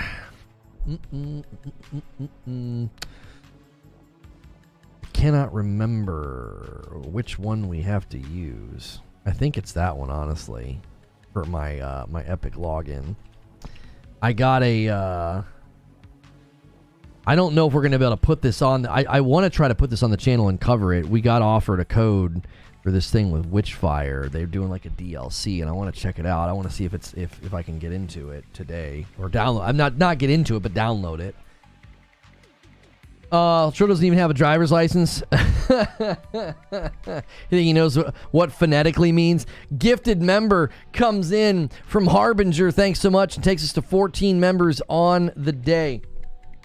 If you guys hit if you guys hit 300 members this week, you will be able to get a celebration stream this Friday night with Madam and I. We're going to be playing one of my favorite games with 2 controllers. And you're like, how does that work? Don't worry. You will find out. You will get to see on a Friday night if we get the goal. We did the Rage game this last week. You guys hit that goal. We did the Rage game. We played Hellstuck. We did not get very far. It's like Jump King. And, yeah, we did not get very far. Yeah, Witchfire did a Ghost Galleon update. So, I want to check that out with you guys. I checked out Hellblade co-op. If you guys want us to play Hellblade co-op, we can set that as a goal next month, because next month Hellblade 2 comes out. That'll be a goal next month. This month, it's Ghost of Tsushima. You guys have got a ways to go. Currently, you have 74. You have 74 of the needed 300. So you're doing great. Like, it's going to be a lot easier to hit the goals now that we're not doing the total count or whatever. So we are and we are moving. We are moving pretty quickly now that we're not doing the total count. Off topic, I know, did you ever play It Takes Two with your wife? I did. We did not play that on stream, though. We played that on our couch. Hellblade co-op sounds like a good time. Well, what we do is there's a feature on the PlayStation where you can control a single-player game with two controllers. It's called Copilot, and it's hysterical. We did it with Horizon Forbidden West, and we had to turn the difficulty down a little bit because we needed it to be a little bit more simplistic. And it was just so fun. So that's now a member goal. Like, every month you can make me play one of my favorite games, two controllers with my wife. And also a goal every month is a Rage game. And then the last goal of the month is community game night with Creature. He has to come to a community game night. That's going to cost you a little bit more, though. It's going to be a little bit of a bigger goal. Crypt of the Necrodancer is fun. I've heard of that, but I've never played it. Prime has Fallout 76 for free if anybody's interested. Heard it's in a much better state now. Promo for the show. Fallout 76 is free on Steam for like another day as well. I think it's like one more day, maybe two. I was wanting to try it out. I really was. I was wanting to see, like, okay, where is this game now? That might even be worth streaming. Like, hey, you know, Fallout 76 new player. Oh my gosh, is it overwhelming? Is it fun? Is it enjoyable? You know?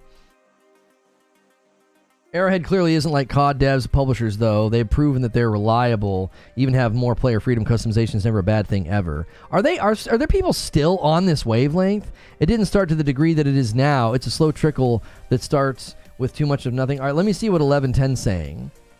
Let's see. Catching up from the monologue in Premiere, I see both sides. There's nothing wrong with players expressing themselves, but selfishly, I don't want Helldivers to turn into COD, Skittle vomit colorway. You know, and I get that. That's why I don't know. Somebody said that we should be able to affect, you know, 3 different regions of color on every single armor piece. And I'm like, I don't think we need that. Maybe a color theme. Like, I want the red theme or the red and black theme, or I want the yellow and green theme. You know, like, you set a theme for your Helldiver and it just makes all the armor match. And don't go overboard, but like, just make them match. Or like somebody suggested in my comments on my video, they said, what if your main armor choice just impacts the helmet's color scheme? So it just matches. I think that's a great idea. I really do. There's a lot of really good helmets that end up looking stupid if you don't match the helmet with the armor. And then you get stuck where you're like, I like this helmet, it's matching armor, has a perk I don't like. I just think that's a really dumb thing to do to the player. Why have that level of restriction in a game like Helldivers? Let me wear the armor that I want, and then let me pick my perk according to the armor that I'm wearing. Yes. So, by the way, I just found your channel and recommendations. I saw that you're live. Love the discussion. So, insta like and sub. I appreciate that. Thank you very much, David. I like when we show up to new people, you know, on the platform. Monday through Friday, we're doing a show like this where we're trying a new format this week. We kick the day off with a premiere that's 15 minutes of my thoughts on the subject, and then it redirects to live discussion. And so we hope you guys enjoy that new format change. That'll help me. I think it'll help you guys. It allows me to make a little bit more content because it's hard as a live streamer to make content. You're always sort of busy with the live environment or planning a live stream or writing a monologue. Like, it's difficult. So that's enabling me to make more content for you, but also it makes it so that you guys have it separated. So you can just go get a 15-minute monologue and you're like, this is what he thinks on the subject. Because the VODs, the talk shows, are sometimes anywhere from an hour and a half to 2.5 hours long. So that can be difficult. Jinx says, basically same, been watching for a few days. Well, thank you. I appreciate that. We love meeting new folks. Keep coming back. Hopefully you guys can get a gifted membership. If you decide that you really like the channel, you can pick up your own membership. If you ever decide to become a member on this channel, though, just make sure that you pick the $6 tier. $5 is reserved for gifteds, and then when they get a gifted, they can choose to upgrade for $1. All upgrades count toward the member goal. We are counting those, so you can get me to gift 5 members when enough people do that. Not just people signing up new or gifting, but also people upgrading. We are counting that now. What time zone? Sick of the moment. Okay, I'm in the Eastern time zone, and my premiere will go live every morning at 9:30 a.m.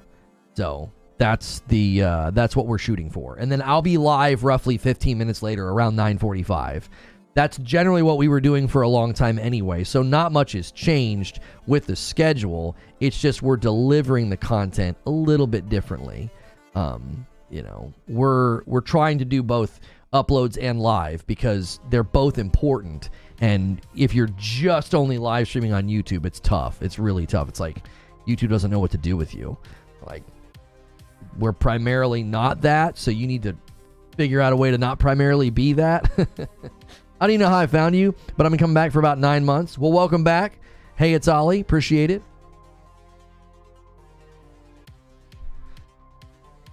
The CEO has said that they don't plan on adding Transmog, which is what originally sparked this discussion. Right, so what we've been talking about today is that I'm actually in agreement that they shouldn't do Transmog. I'm in agreement with that. That's why the title and thumbnail is Transmog won't help. Transmog is not the solution. It isn't. The solution is giving people the ability to just select the perk whenever they go to whenever they're going to Helldive. Like, that's... I think that's what you do. You set people up to make and choose what they want, but you'd still restrict them a little bit. You'd be like, well, you chose heavy armor, so you can't choose scout as a perk. You would choose the perks designated for heavy. Now, there are some perks that can land on every single set, like medic. So if you like running medic, you'd always be able to choose medic, regardless of if you choose light, medium, or heavy armor. I'm pretty new here, says Abe. I Googled best YouTuber coffee, and I was led here. Google wasn't wrong, Team Dark. Thank you, Abe. Yeah, by the way, we don't show this all this often, and I probably should. I'm not, like, I get self-conscious because we really try to push members because we're a smaller channel and we got to be kind of scrappy, and you guys are scrappy. That's why I'm able to do this full time. We don't do a lot of sponsorships either because you guys basically sponsor the channel. But yes, we do have our own coffee. If you go to reforgeroast.com, the flavor profiles are all there. Right now, our light and our dark roast are available. You can also get them bundled in the Best of Both Worlds bundle. If you're a coffee drinker, you should try it out. You should try out the Best of Both Worlds. If you've never tried coffee with balanced acidity, then you should try our coffee. There's zero bitterness. Nice big tear and reseal bags. People in chat can tell you how much they like it. It's pre-ground coffee, and it's excellent. And this is not a sponsor. This is mine. So, yeah. No ads either. Yeah, I don't talk about that enough either, Zinthos. It's like, I don't run ads while we're live. I'm not constantly disrupting the show. I obviously will do like the Into the AM thing that I did, but I'm not like pausing the show so that you see like a Coca-Cola ad. So this is ours. We ship it from our house. That's right. It's a small family business. Lono's son harvests and roasts the beans himself. Now, that's not true, no. But my kiddos will give you thank you notes when you order the coffee. So they do bag it up and ship it to you. Available in Europe? No, unfortunately, it just isn't worth shipping overseas. You'll spend more money. You're going to give more money to the post office. Like, if you're trying to support me, that's like the worst way, because you're basically going to spend a bunch of money and you're going to give the vast majority of it to the post office. I'm not getting any of that. Like, you're paying through the nose for shipping. That's terrible value for you as the consumer. Like, you're like, man, I really want to support this guy.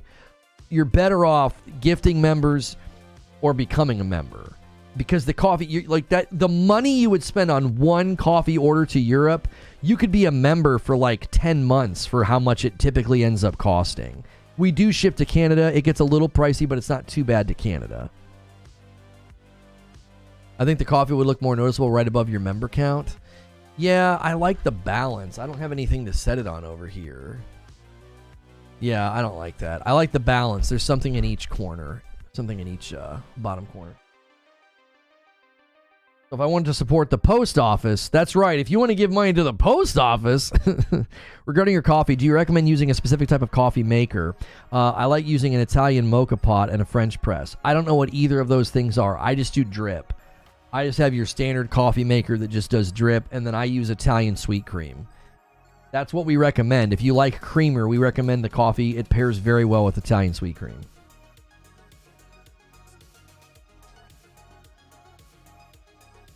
Tipping culture is crazy. Now devs want us to tip for games. That's funny. People don't want to pay the price of games cost now. Yeah, I think what Mikey Barra said is getting weaponized. Now would be a good time to switch to members only, actually. We're going to switch a little earlier than normal. I'm going to switch chat to members only. We usually do this for like the last 30 minutes or so. It's a great motivation to become a member. You get to take part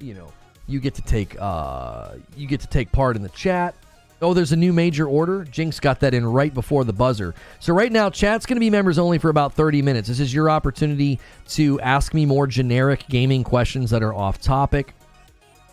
This is a great time to gift members. We haven't hit the 25 yet today, and then I'll gift 5 when we do that. That brings more people into the chat that we currently have. If somebody give me a screenshot of the new major order, my PlayStation's not in here with me today. Light roast, arrow press for the win, says Whiskey Neat. The coffee can be made on a French press. That's how I make mine, says Zinthos. There you go. Thank you guys so much for saying that and for letting people know how you make it and how you like it. A lot of people in chat can tell you how they like the coffee, whether they prefer the light or the dark, and how they make it. A lot of people buy it on the regular, and it's great. It's a great way to support what we do here. I've been drinking the Frickmas blend and the light roast. I can confidently say that every creamer I've used has paired well. That's nice. Yeah, Frickmas is not available right now. That's our holiday blend. That's not available right now. But yeah, light and the dark are great and pair well. So, my light roast is supposed to show up today. Excited to try it. Oh, you're getting it for the first time, JC. I hope you like it, dude. I hope you like it. I was making coffee. My wife was doing this thing once a week, and we had to start making the coffee for it because the person that was going to be doing it wasn't able to. They had some stuff with their family, so they just weren't even able to go. So we started making the coffee, and I switched from making them. It was for a bunch of moms, basically. And so I was like, I'll do it. I'll take care of it so the moms can have their coffee, because that's super important. And I was making dark roast, and then I started making light, and she got more positive comments on the light. So I think the light is a little bit more drinkable to just like the average coffee drinker. The dark roast is not very dark, though. It's just barely above a medium. It's not a very dark blend, and it's very good as well. T-Man Grove with a gifted member, setting up that 10-bomb dunker, 15 out of 25.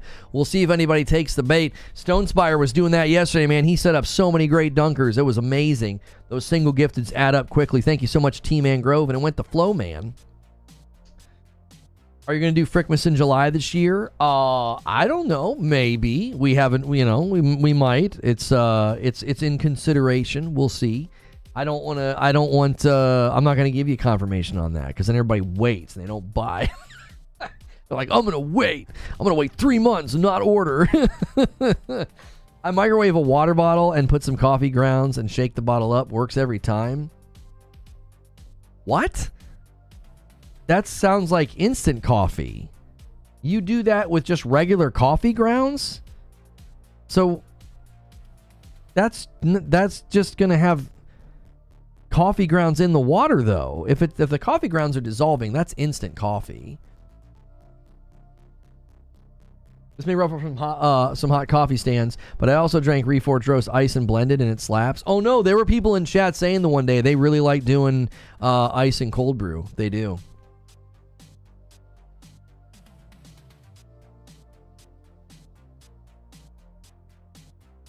Can we just ban Chris? Yeah, that sounds insane. That's like serial killer behavior. That doesn't make any sense. That's melting coffee. That's what I'm saying. You just melting coffee? That doesn't make any sense. It was fun while it lasted. Yeah, see you, Chris. It was good knowing you, dude. Good deal. We've tried the Frickmas, but we tend to like light roast coffee. If you gravitate towards light roast, like breakfast blend coffee, you'll like the light roast. It's very good. Chris is like, wait. Doing the Andre the Giant gif. Like, whoa. It's a clear sign of a serial killer. That's right. That would literally be in the intro to the TV show or the movie. They would show a guy microwaving a bottle of water, which... a bottle of water that's plastic, and then dumping coffee grounds in it and shaking it. That would literally be the intro to the movie. But like, this guy's freaking nuts. You know, he'd go to get creamer from his refrigerator and there'd be like a human head in there, you know? Like, I literally just wrote the cold open. That's what the cold open would look like. We need to convince Lono to do whole bean, because right now it's still too fine for some methods, but it works. Yeah, we can't do whole bean. I'm not doing that. It doesn't sell enough to do that. I'd have to double up on how much I order. I'm not spending that kind of money. That's really freaking expensive. It's already expensive as it is. Like, it's a lot of money up front, which is great. It's an investment, but I'd have to double. Because I'd have to do an entire order of whole bean and an entire order of ground. Cold open, pun intended, pun definitely intended, yes. What's good, Zubair? One day I'm holding out hope. Yeah, no way. I think even now we can do smaller orders, so we could do a small order of the whole bean, but then it's more expensive. So then... like, I'd have to charge you more. I don't want to do that. I think our price is right in a good spot. I wouldn't want to be like, yeah, we did whole bean, but it's, another $2 or $3 a bag. Like, I don't know. That doesn't seem worth it. And then I'd have more of it in my house. It's already pretty extreme. We just got boxes of coffee.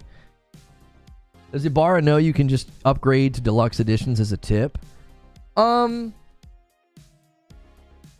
I think his intention was having a way for the consumer to tell the dev monetarily, hey, I really liked your game. I also think he was thinking that, like, the money would go to the developer and not, like, the publisher. Because everybody was responding about how it wouldn't even go to the developer. Like they were educating Ibarra on the gaming industry and how the money works. Like, that was freaking hilarious to me. He's like, yes, please, thank you. Everybody mansplained to me how the gaming industry works and where the money goes, you bunch of freaking dolts. Like, he obviously knew that. He seemed to me, this is just me, I know this is a giant mistake, like reading something in a positive light instead of reading it in the most negative light possible so you can farm impressions and make videos, because... that's the meta that we now live in, just this thoughtless monkey brain content. But it's like, I read it in the best light, and he was just communicating that, like, man, when I really enjoy a game, I'd love to be able to go hit a little button and be like, send the dev a little tip, a little scratch, And if people were able to do that with games they really enjoyed, now obviously that culture wouldn't come to gaming. I don't think so. Gaming as a hobby is already expensive, as it should be. I believe it should be expensive because it's a very great hobby. We get a lot of great experiences that you can't get anywhere else, you know. Get into any other hobby, and it gets very expensive. Get into model trains. Get into fly fishing.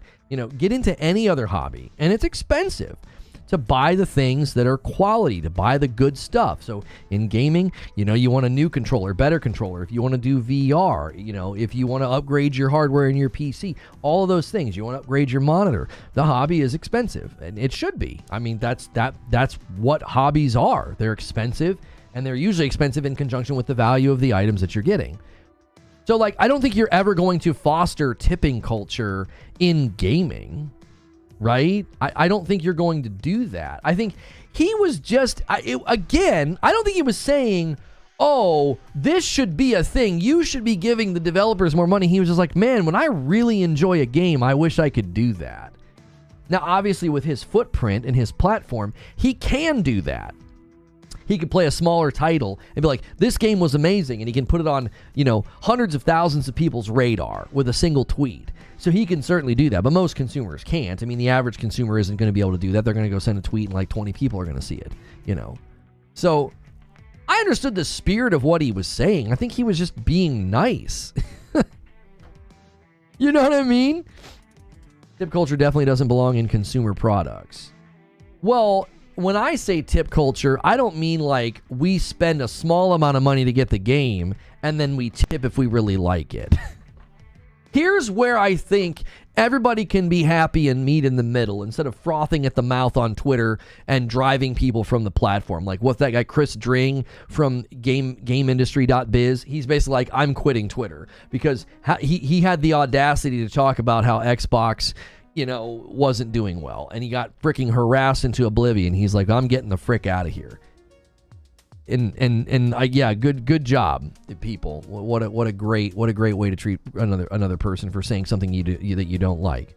Which, if these people had their way, I would do the same thing. They would want me to stop making content and stop being on Twitter. It's what they want, right? Because that's their goal. Their goal is they're so insecure in what they think that they want to eradicate the other opinion because it bothers them at such a deep personal level because they're juvenile and they lack maturity. So they just want to eradicate the other viewpoint from the earth. They just bully and harass somebody to the point that they quit and they go away. He came back this morning. I mean, all he's got to do is not look at it. You know what I mean? Post and ghost, bro. Post and ghost. It's not worth reading it. It just really, it just isn't. You might as well take Shakespeare to the zoo and read it to the monkeys. Like, you might as well. That might even be a better exercise and experiment, to be quite honest. You're wasting your time. Post and ghost. Interact with people that are actually mutuals. Interact with people who have more than 2 brain cells to rub together, and ignore the rest of these people. They're not worth interacting with. They're literally there to spew hate and to have their emotions and opinions validated because they're so unstable that they think what someone says on Twitter matters. Like, just absolutely go post and ghost. That's what he needs to do. Because I think even Matt Piscatella was talking about it. It was just like, they get attacked for posting stats, and it's just like, what in the world? You know, it's just unbelievable. Getting attacked for your opinion is also, it's just remarkable. It's like, why? What in the world? Who cares? Who cares? Why do you care so much about what someone else thinks? You know, find other opinions interesting rather than threatening, and you'll feel a whole lot better. You can find a very dumb opinion interesting because it gives you a viewpoint from another perspective. It gives you a viewpoint from another position. If you find it interesting instead of threatening, you'll have a much better day. You will. You'll have a much better time. You won't feel like every single time somebody posts something that isn't perfectly aligned with your viewpoint, you won't feel like you have to attack it. You only attack the things you feel threatened by. Why would you're not going to attack something that you don't feel threatened by? You know what I'm saying? Like, what? That doesn't make any psychological sense. So if you don't feel threatened by the different opinions, then you won't feel compelled to attack them. I'm defined only by my beliefs. To disagree is to attack who I am.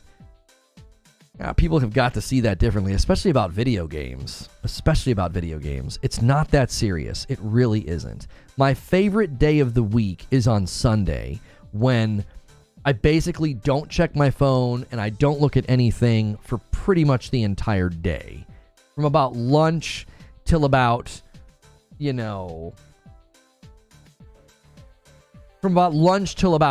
probably the late evening. I don't really check much. And it's like my favorite day because it's like, it just puts into perspective so much. Like, this stuff just doesn't really matter. It has no ultimate or eternal significance. It's enjoyable and it's fun and it's great. And I like the communal aspect of it. And I love talking to people, but like, it doesn't have ultimate significance. It's like, it's not life altering,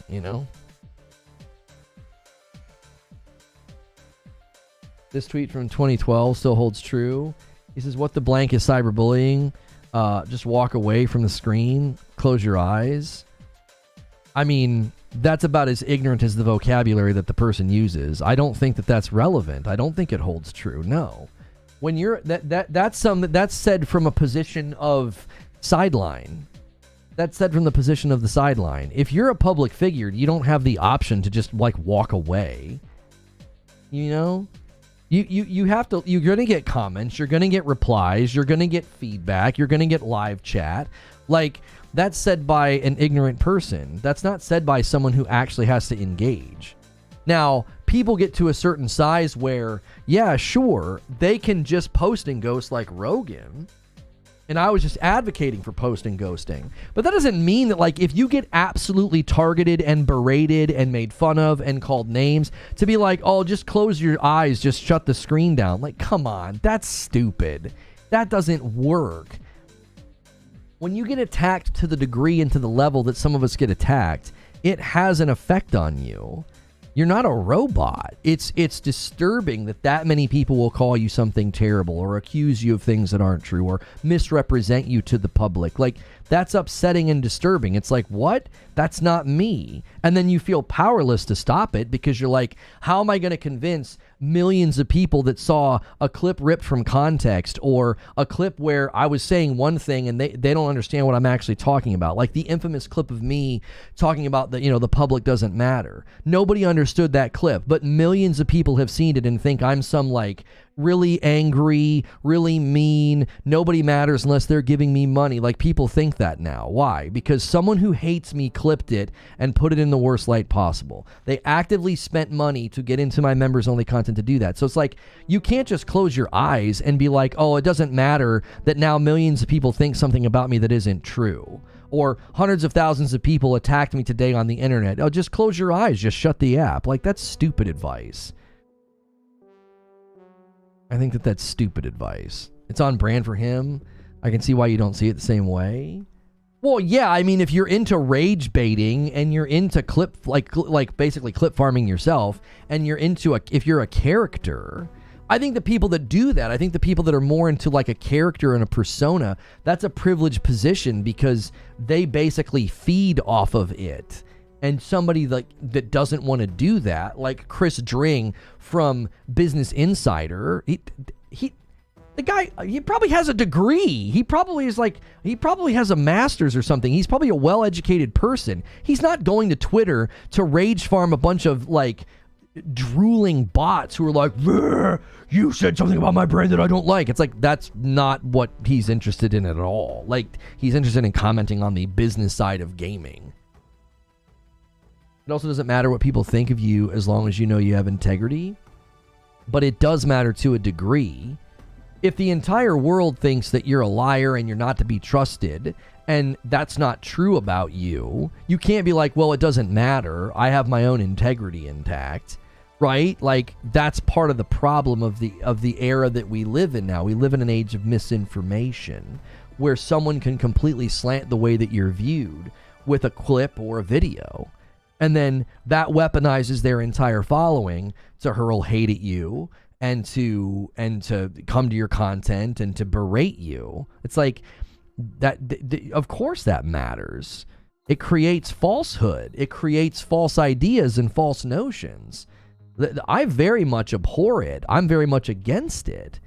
You can't, sure, I think you can get to a mental place where like you sort of shrug it off. You're just like, yeah, I don't really care.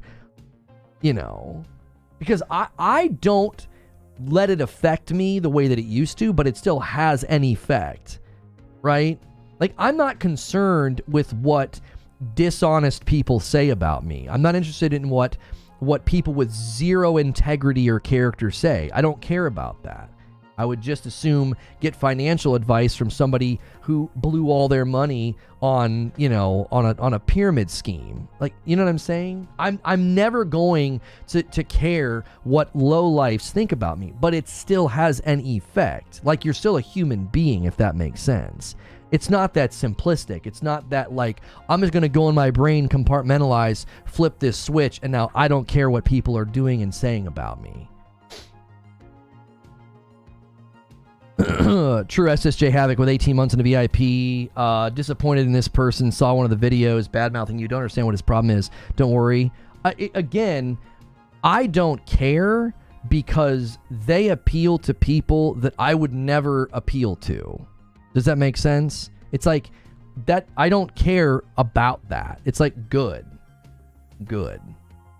Tell your hateful, nasty audience to not watch me. Thank you. You're doing me a favor. But at the same time, you can't take the attitude of like, it's no big deal. It's not real. It's all fake. It's all phony. Just ignore it. I think that's far too simplistic.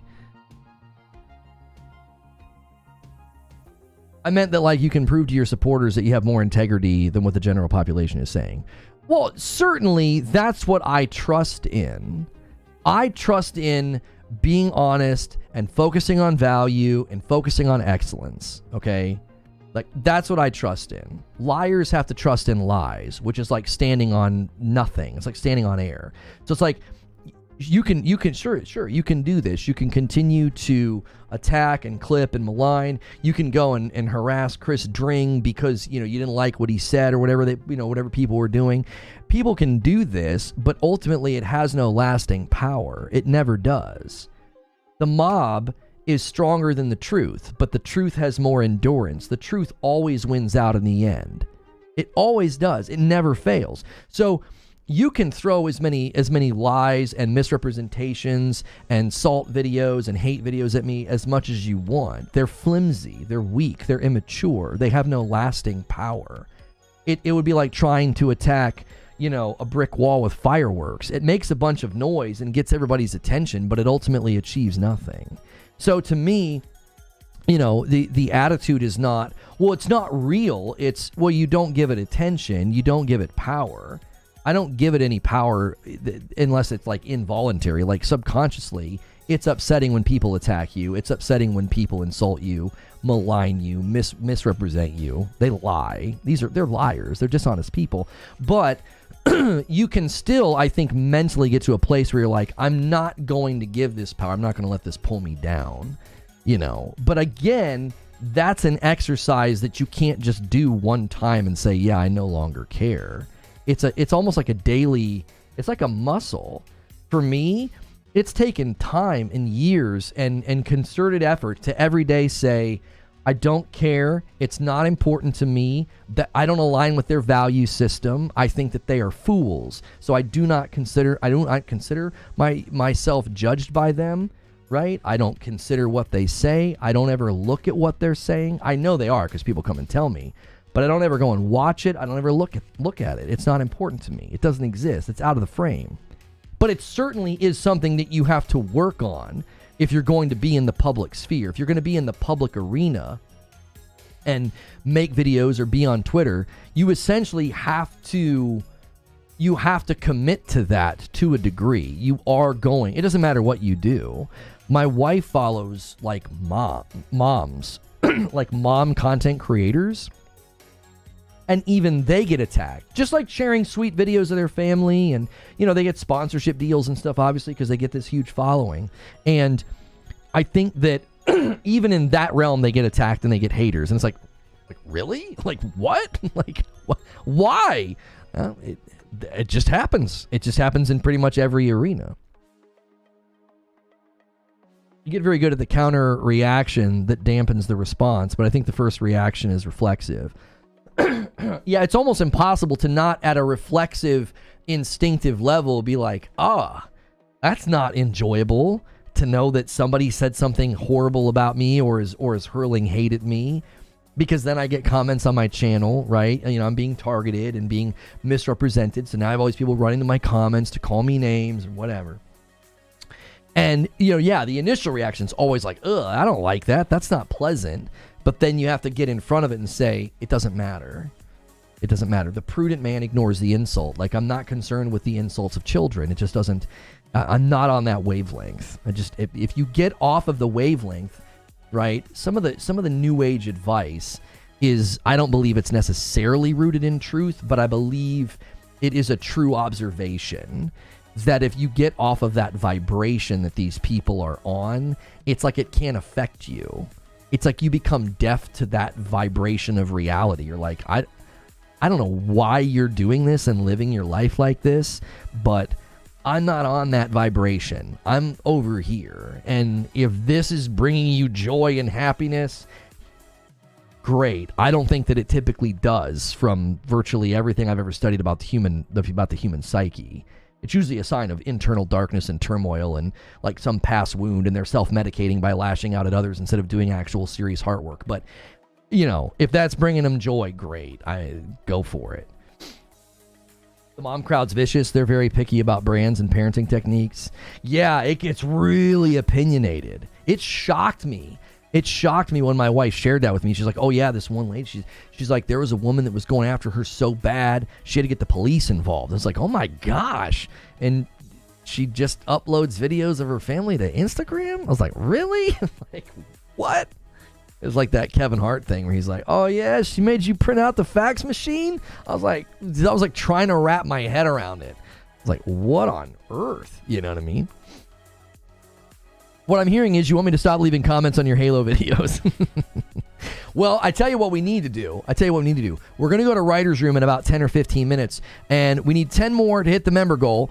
We haven't missed this goal in over a year and a half, and then I'll give the 5 that I owe. It'll pull more people in. We are doing a members-only talk right now. If you guys haven't hit like. Today, we are trying that new format, so the upload is live right now about Helldivers needs more than Transmog. So thank you to everybody who supported that video. That is currently viewable and watchable. If you want to get my full thoughts on the subject, or go leave a comment and a like if you haven't done that yet, be sure to do that. Currently, we're just in the live discussion about it, and we appreciate you guys supporting that as well. And we will be going to Writer's Room shortly. And when we do that, we'll figure out what we're going to do tomorrow. That's a great reason to be at the $6 member tier. You get to be involved in the planning of the shows. You get to see how the sausage is made. I don't say bread is made anymore because it upsets Zubair. He's like, sausage. I have to say that. Apparently there's a AAA Invincible game in development. Yeah, I've never watched it, Sneaky Wolf. I'm familiar with it. I've seen the artwork. I've seen the stuff, the commercials and stuff. And D-Tom comes in with a 5-bomb and says, we're not going to miss the goal, boys. Let's get it. Takes us to 20. Just chiseling away at the weekly goal as well. At the weekly goal, that takes us to 80 on the week. And another 5 comes in from Patrick. I'm going to give the 5 that I now owe. Thank you guys so much. It's so much easier to track now that we're just doing a weekly goal. So that means you guys have 85 members already for the week. Let me gift the 5 that I owe. And then we'll celebrate that goal this Friday if we hit it, which I believe we'll be able to hit it. You've already got 85 and it's only 300. So that's 225 and we're not even halfway through the week yet. I have this weird attachment to the actual language and its proper use. Yeah, but seeing how the sausage is made and seeing how the bread is made both convey the same idea. I think language rigidity is important sometimes, but not all of the time. You know what I mean? I don't think that's a time. I think it conveys the same idea. Where I'm from, we call people like you nerds. I mean, I like nerds. Hey, we had some coffee orders. I should talk about the coffee more often. Somebody ordered a bag of light roast. Thank you so much. And then somebody ordered 3 bags of the dark roast. Oh, that was Zubair. I was like, hey, look at that. We got 2 coffee orders. One is the regular. We don't make sausage.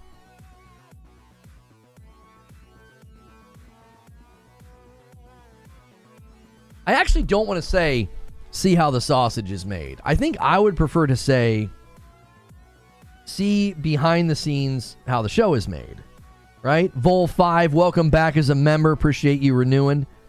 Sausage is made up of scraps, so it's sometimes a messy process that people don't want to see. Bread is just wet flour. Huh. Only been hitting the gym looking fit? No, I've not been. I notice in the mirror that I don't know if it's... I don't know what it is. I felt like my face looked thinner. I've not lost any weight or anything. I've settled. There was a time where I was losing weight constantly. I was just going way down because I had like changed my diet and I was a lot more active. I'm not active enough now. I'm way not active enough. My diet's not terrible, but it's not as good as it was. And I looked in the mirror. I was like, oh, it kind of looks like I've lost weight again, but I haven't. It could just be that I think when you trim your beard sometimes it has like a thinning effect. Hitting the bike? No. I need to. With this format change, I tell you what I need. I need a good TV show that my wife won't like. And then with this format change, I think if I start getting down here in the basement a little bit earlier in the mornings, I can give myself a 1 episode run on the bike. Like just throw an episode on, hit the bike for 30 minutes. See behind the curtain. Yeah, seeing behind the curtain's pretty good.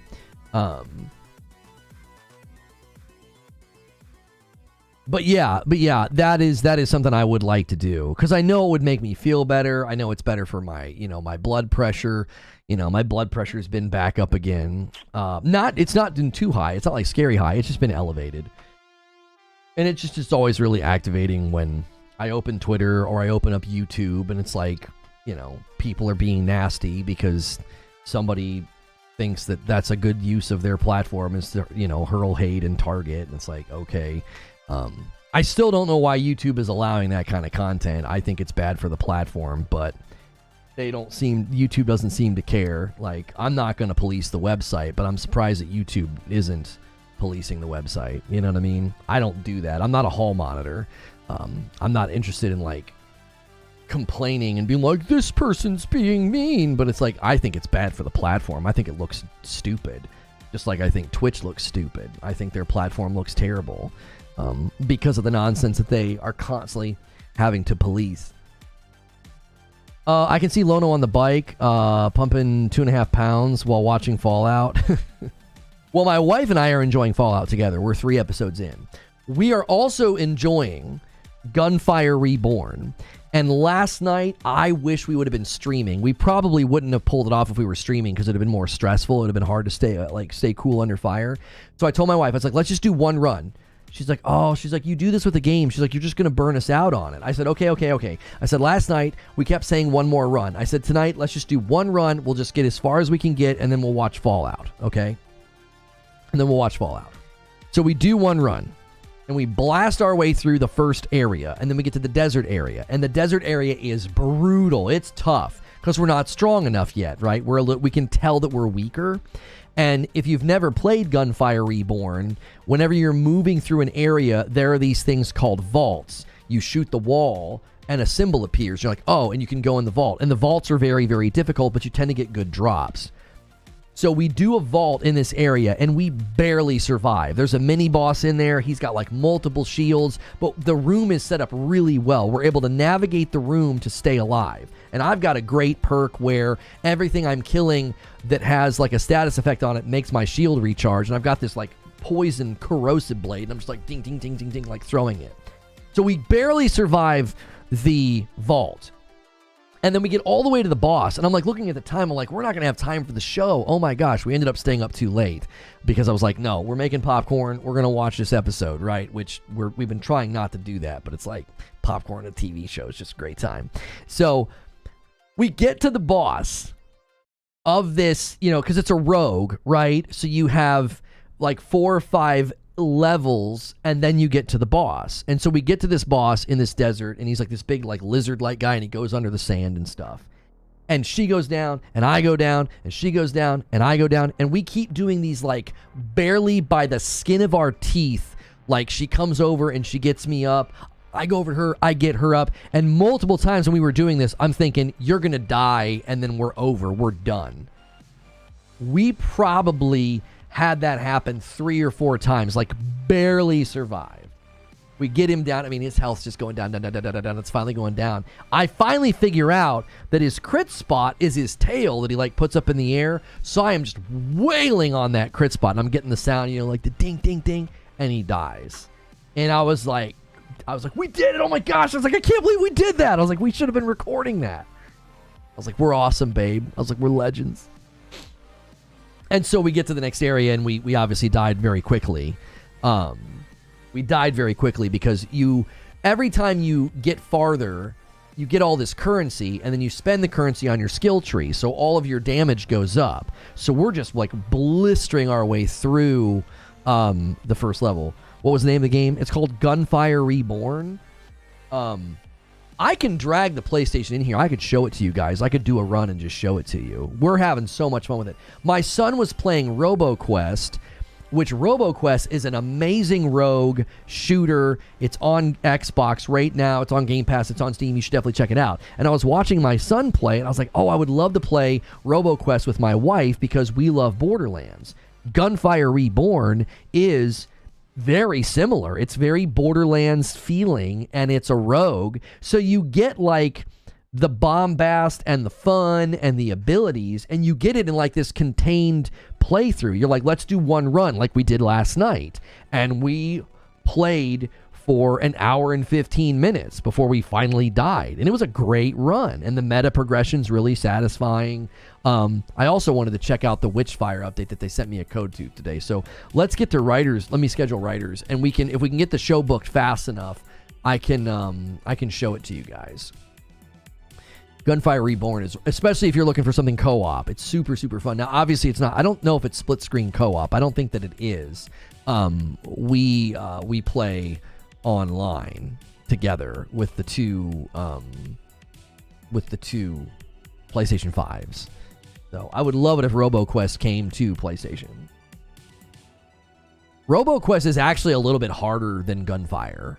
At least I think it is. I don't know if we would have gotten as far as we're getting with RoboQuest. RoboQuest is like, it gets freaking brutal, dude. Like it gets tough. Like there's a lot of strong enemies in some of those other areas.